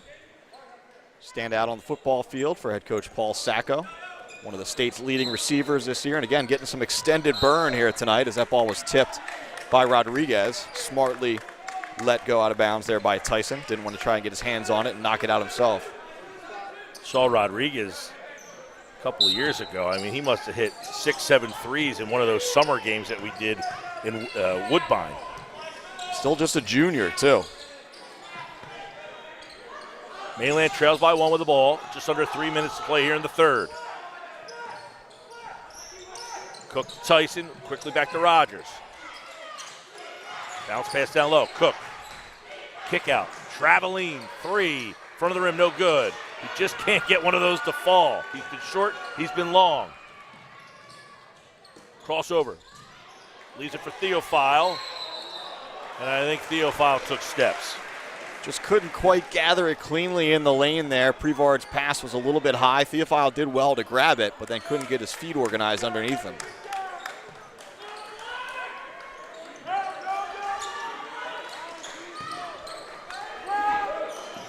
Lowenstern plays catch with Rogers. Rogers to Tyson. Cross court to Lowenstern. 3 ball. Traveline is long. Cook with the offensive board. Cook, the sophomore. Over to Rogers. Rogers, catch, shoot, 3, strong. Rebound, out of bounds off of Tyson and Cook. Wildcats with the ball, they lead by 1. Mainland just with 5 points so far in the quarter, Mike. Shooters shoot, though. I mean, for Mainland to win this game, they're going to need some points from Tim Traveline. So if you're Coach Williams, if you're the Mainland coaching staff, hey, keep firing. You know, you're the one that helped us get here. You know, we need you to make some of these shots, so you're just going to keep shooting until they go in, and they will start to go in. He's 1 of 8, 0 of 4 from three-point range. He's their second leading scorer entering the game. So you're right, Mike. He will keep shooting it. Prevard, reverse, short, Theophile, and he is corralled by 3 Mustangs and grabbed. It looks like Traveline is going to get called for the foul. Tim Traveline, a sophomore. Theophile, another one of those transfers coming in from Winslow Township. So we've talked about 3 of those guys so far, and all of them playing key roles on this St. Joe team this year. 1:25 to play, third quarter. Mustangs led at the half. An early run by the Wildcats. They have the lead now. Rodriguez streaks to the basket. Rodriguez shot. He overshoots the bucket, and the rebound comes down to the Mustangs. Yeah, it's been Traveline struggling for the Mustangs. It's been Rodriguez struggling for St. Joe. Those 2 guys can both fill it up, but both a little bit off so far tonight. And the first game was a low-scoring 2 game. Like, these rims are tough. Cook, off the glass, no good. Rodriguez. Tyson got a hand on it, and he's called for the foul. A lot of contact with the body, no doubt. They had to call that. You're right. He may have gotten the ball up top, but as you know, there's a lot of contact down low. You'll get the whistle as well. Not a lot of fouls in this third quarter. I did hear that between the games, though. People talking about the newness of this gym. These rims might not be in mid-season form. Yeah, the sight lines are a little interesting in here, too. I mean, it's a beautiful gym, don't get me wrong, but you know, some of the windows, too, it's a little bit of a different shade of white. You know, I don't want to be making excuses, but I guess what I'm trying to say is it's a look that not a lot of the gyms in the Cal have, with these sort of old-fashioned but new windows behind the basket on one end. Myers enters. Second free throw is good for Rodriguez. First point of the game, if I'm not mistaken. It is.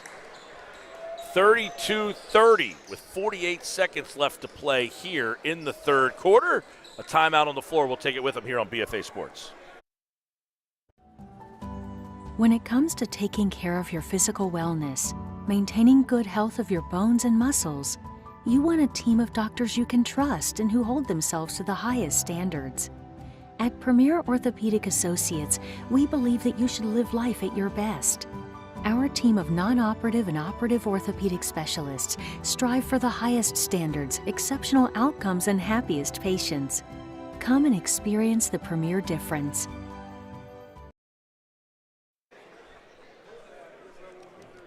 Hey, looking for the perfect place for your event, destination, wedding, or even a round of challenging golf? Our friends at Eastland Golf Course and the Greenview Inn guarantee your experience will have you feeling like an MVP. Owner Rob Bono and his team providing the winning menu of fine dining that will exceed expectations.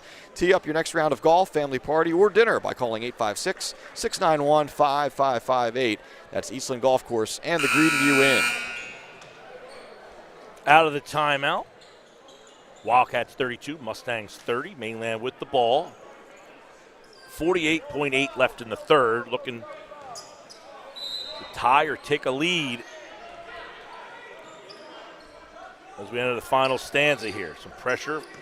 Half court. Where Dilly crosses the timeline. Over to Rogers. Rogers in the corner. Traveline, catch, shoot. Back iron, no good. 1 for 9. Abdur Rahim with the board. Gets it to Prevard. 20 seconds.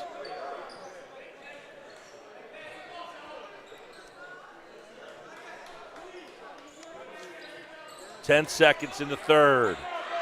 Here's the screen. Prevard, 3, straight on. Back iron, no good. Rebound, 2-second shot. Off the mark. And that's how we end the third quarter of play. 32-30. St. Joe leads Mainland. Final quarter coming up next on BFA Sports. When it comes to taking care of your physical wellness, maintaining good health of your bones and muscles, you want a team of doctors you can trust and who hold themselves to the highest standards. At Premier Orthopedic Associates, we believe that you should live life at your best.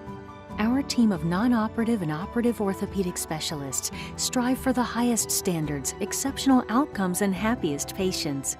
Come and experience the Premier difference.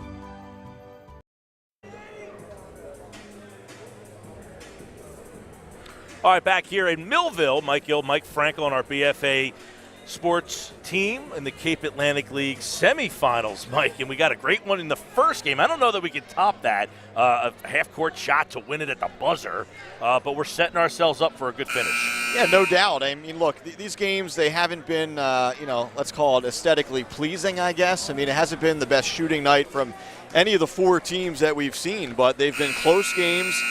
You're right, it's hard to top, just inside half-court buzzer beater, but we'll see what happens down the stretch here. 2-point game heading into the fourth. Can't ask for much more. 32-30, Mustangs trail. They'll get the ball. Ordilly, Rogers, Cook, Tyson, and Traveline. The 5 on the floor for the Mustangs. The winner face the prep, St. Augustine. Saturday afternoon. It's a noon game. Cook in the paint, left hand. Tough shot. He scored the only 5 points for Mainland in that third, and he gets the first 2 of the fourth. Nice execution. That's a designed play for Cook coming out of the quarter change, and the Stangs able to execute. We're tied. Brevard, short. Theophile. Jump ball. You know, Mike, we talked about it on the Open. You know, Mainland, they want to play low-scoring games, right? Obviously, they'd like to make more shots from the outside, but in terms of the score itself, they're fine with this. And, look, I mean, it's going to come down to St. Joe. Can the Wildcats win kind of one of these grinded-out games where they're not getting up and down the floor all night? It could be, Mike. Who hits the big shot first, Traveline or Rodriguez? Those two guys are a combined. We've got Traveline 1 for 10 and Rodriguez 0 for 10. And both guys are going to keep shooting because both guys are so good and they brought their teams to this point, so you're not going to stop now. 1 for 20 between two of the better shooters in the league.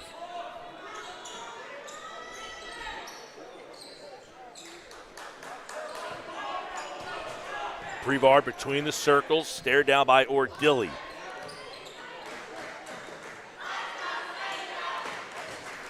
Zone look by the Mustangs.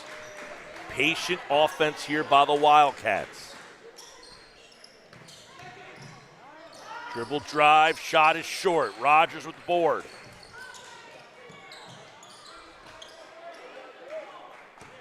Cook, elbow jumper. Front rim, no good. Cook gets his own rebound. Kick out, Tyson, 3. Back iron, no good. Bowens with the board. Rodriguez, middle of the paint. Too strong, the putback. Tipped out, Rodriguez. Left hand layup, no. Ordilly. Traveline's layup is strong. Back and forth we go. Steal. Ball's on the floor, and we got a jump ball. And this arrow should face Mainland. I don't know if it's fair to call it sloppy, right? I mean, both teams are playing hard, but just, you know, the execution sort of in that final moment for a lot of these players out here, it's been lacking tonight. But look, it's been an entertaining game, and that sequence was certainly up and down. No points as a result for either side. Still tied. 2 minutes gone by here in the fourth quarter. Cook in the corner for Traveline. Ordilly on the wing.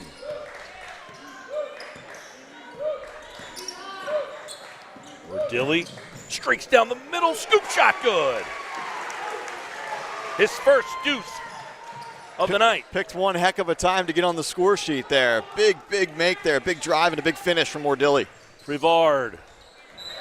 He loses the handle. Referees kind of looking at one another before making that call there, Mike. I don't know if anyone had a clean angle of it, but it's going to stay with St. Joe. Brevard will trigger. And a steal. Traveline, Ordilly, 3. missed it all, and then knocked out of bounds. You know, one guy we haven't seen in the second half is Damara, who gave them some good minutes. You're right about that. It is interesting. He did play well during that spurt. He is on the floor now, so he is in the lineup finally, and we'll see if he can get some more big minutes here. Tyson on the inbound, baseline, bounce pass, Cook, the layup, Cook. Cook's got that kind of that old school game, right? He's never really in a hurry. You know, he's an inside-outside threat, and again, another one of those kids that probably plays bigger than he is, but you can't speed him up. He's going to take his time, and he's a high percentage shooter, high percentage finisher. 14 points, right around his average, is sophomore Cohen Cook. Bounce pass, Cutter. Nice layup there. Cartagena squared the shoulders nicely. Yeah, not the easiest finish as you're kind of going sideways through the lane, but he made it look easy. Rogers, stolen. Cartagena. Ball's on the floor. Mustangs, and Rogers called timeout. So Rogers saw the scrum happening, and instead of the helter-skelter, called timeout. 36-34. And we'll keep it here with 4:28 left to play, Mike. So Mainland has to call timeout, but they're going to get the ball back here. And Rogers, the senior, a heady play. Yeah, no doubt about it. And Cartagena, I mean, he's been great at both ends, especially in the last couple of minutes there. He gets two on the offensive end. He comes away with the near steal on the defensive end. Smart on his part because he had to save that ball as it was going out. He knew he couldn't be the first one to touch it, so he's kind of waiting there for Mainland to get it, and the Mustangs did well to grab possession and call a timeout. Mainland will come out of the huddle with a 2-point lead and the ball. And it looks like, you know, we talked about the depth. They're playing their five. I mean, Lowe and Stern has played a handful of minutes. Myers and Meade, minimal minutes. Their five have been out here. St. Joe has a couple of reserves in the game. Who will have the legs in the final 4:20? Cook shot too strong as he had a perfect look at the basket in transition and just missed it. Just Cartagena, I think, lost track of where he was on the court. He did everything except the finish there. I mean, look, great job on the defensive end to get the rebound and push the pace, and just couldn't get those shoulders square once again like he did a couple of moments ago. Halfway through this fourth quarter, Mainland leads by 2 with the ball.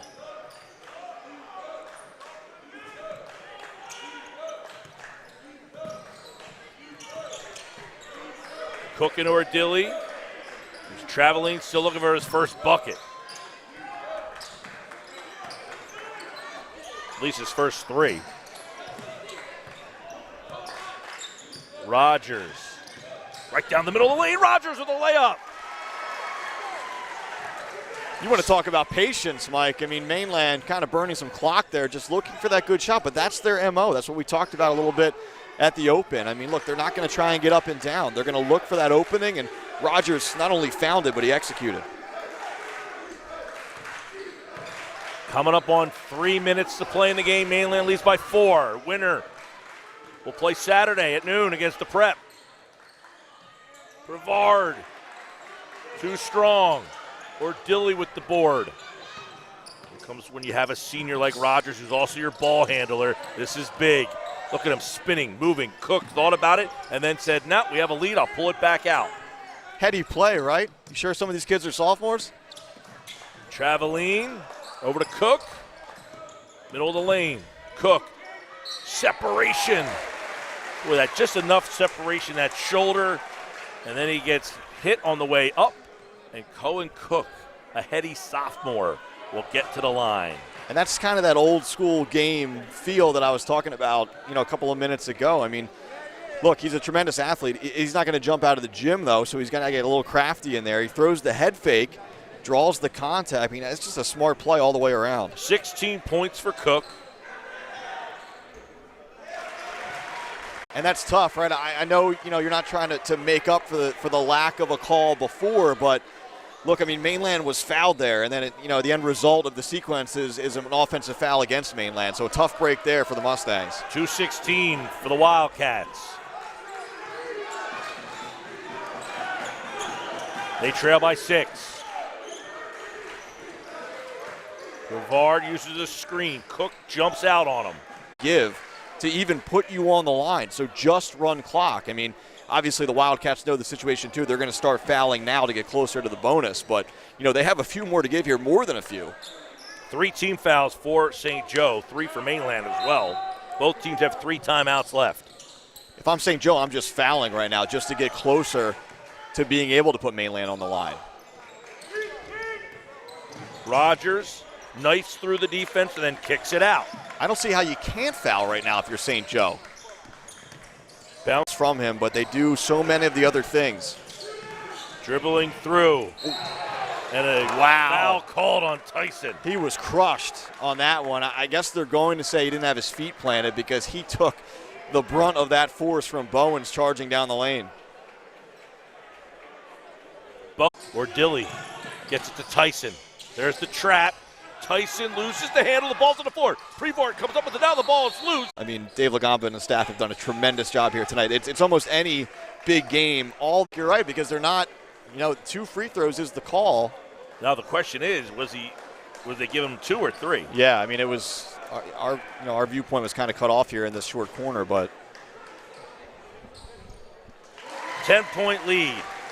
I mean, look, smart plays win basketball games, right? It's simple as that. And this game's probably already won before that sequence, but that's, sort of indicative of what Mainland has done all night. It's just a smart play. It's a smart basketball play, and it wins you a game.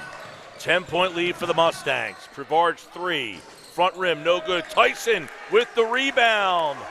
And Mainland, the 8th seed, is headed to the finals. They will take on the Hermits of St. Augustine Saturday afternoon at noon, as Mainland, for the first time in school history and the first time in Cape Atlantic League history, the 8th seed moves on. They beat St. Joe 45-35 here on BFA Sports, as Mainland takes care of business, and they really did it by pulling away in this fourth quarter, Mike. They did. They took that punch. I mean, it's cliche, but we keep calling it that punch that St. Joe threw. They got back in the game. I think they even went back in front by 1 or 2, and then Mainland counterpunches. And then, of course, they're going to take on St. Augustine on Saturday. That game went down to the wire. This game here, it looked like it was going to go to the wire, Mike, but as you mentioned, Mainland just kind of pulled away, and then St. Joe, no fouling late, and Mainland patiently let that clock kind of run out. So we'll talk to Dan Williams about that, as he is set to join us here. And we'll take a quick timeout, and when we come back, we'll have Coach Dan Williams here on the postgame on BFA Sports. We live in a community that cares. We make sure everyone eats, everyone plays, everyone stays warm, and everyone is protected. We support our youth in organizations that teach the value of community and self-worth. We make strides against breast cancer every day. Together, in this community, we make a difference. RK Chevrolet, RK Kia, and RK Subaru, proudly serving our community since 1982. When it comes to taking care of your physical wellness, maintaining good health of your bones and muscles, you want a team of doctors you can trust and who hold themselves to the highest standards. At Premier Orthopedic Associates, we believe that you should live life at your best. Our team of non-operative and operative orthopedic specialists strive for the highest standards, exceptional outcomes, and happiest patients. He gets a little excited once he hits a couple threes like he did early. It goes a little quick, but in the second half, when he wasn't scoring as much, he directed offense and ran the show a little bit more. And, it wasn't looking good for a while there, but paid off in the fourth for sure. Cook obviously had a nice game. He scores in his ways, but Travellini didn't shoot the ball well. You look up at the scoreboard and say, man, we won this game, and he shot, I think, 1 for 11. Yeah, but, he does other things. He's a good defender. For a guard, an undersized guard, he's a very good rebounder. And it's true, we're going to need him if we're going to go anywhere in the playoffs or be able to hang with St. Augustine. But, yeah, it's just great. I mean, Cohen does what Cohen does. I really do think that pound for pound, he may be the toughest player in the league right now. He's just a beast. Dan, you told me the other night after the Egg Harbor Township when I asked you about pressure and how the kids don't feel it, and you said something along the lines of they don't know any other way than to play hard. They don't know how big the moment is. They just know how to go hard for the whole game. St. Joe made that run. I believe they took the lead coming out of halftime. You guys called the timeout, and all of a sudden it's all Mustangs from there. What did you guys talk about in that timeout, and what did you see in terms of how to rebound a little bit better? That's what we identified at halftime. I mean, they were beating us up on the boards, and then to come out and do it at an even greater rate in the first 3 minutes was just really tough. So it wasn't anything new. It wasn't like there was some magical thing that came to us on the sideline. It was just getting those spots that you know you can get in. You can break press. You can actually really beat them and get quality shots if you get to the spots. And then we got to do something on the boards. Please, boys. Well, Gene Allen's been in this game a lot. Yeah. In Atlantic City style, 15-3. Your defense, 3 points in the fourth. Were you aware? I didn't know it was 3. I thought it was single digit. Our goal was single digits in a quarter if we can do that. 3, I had no idea. Atlantic City S there, and Coach. Listen. I love to hear the comparison, but I almost don't want to hear that because he's the master when it comes to getting his teams to play defense. We're just fortunate tonight. 45-35, Mainland in the final Saturday against St. Augustine at Apsagami. Congratulations. Thank you. First appreciate time ever. It. Congratulations. Scored 42 points against St. Joe, Dan Williams did. Many moons tonight. ago. Could you do it now? I couldn't score 4 points right now if nobody was on the court. So. All right, Coach, congratulations. Thanks, guys. See you Saturday. All right, Saturday at noon. Obviously, St. Augustine will be the favorite going in. They're the higher seed, but it should be a war on Saturday at Apsagami. We'll have it for you, and, of course, we want to thank everybody who watched the game tonight. Once again, the final score, Mainland 45, St. Joe 35. We'll talk to you Saturday from the finals.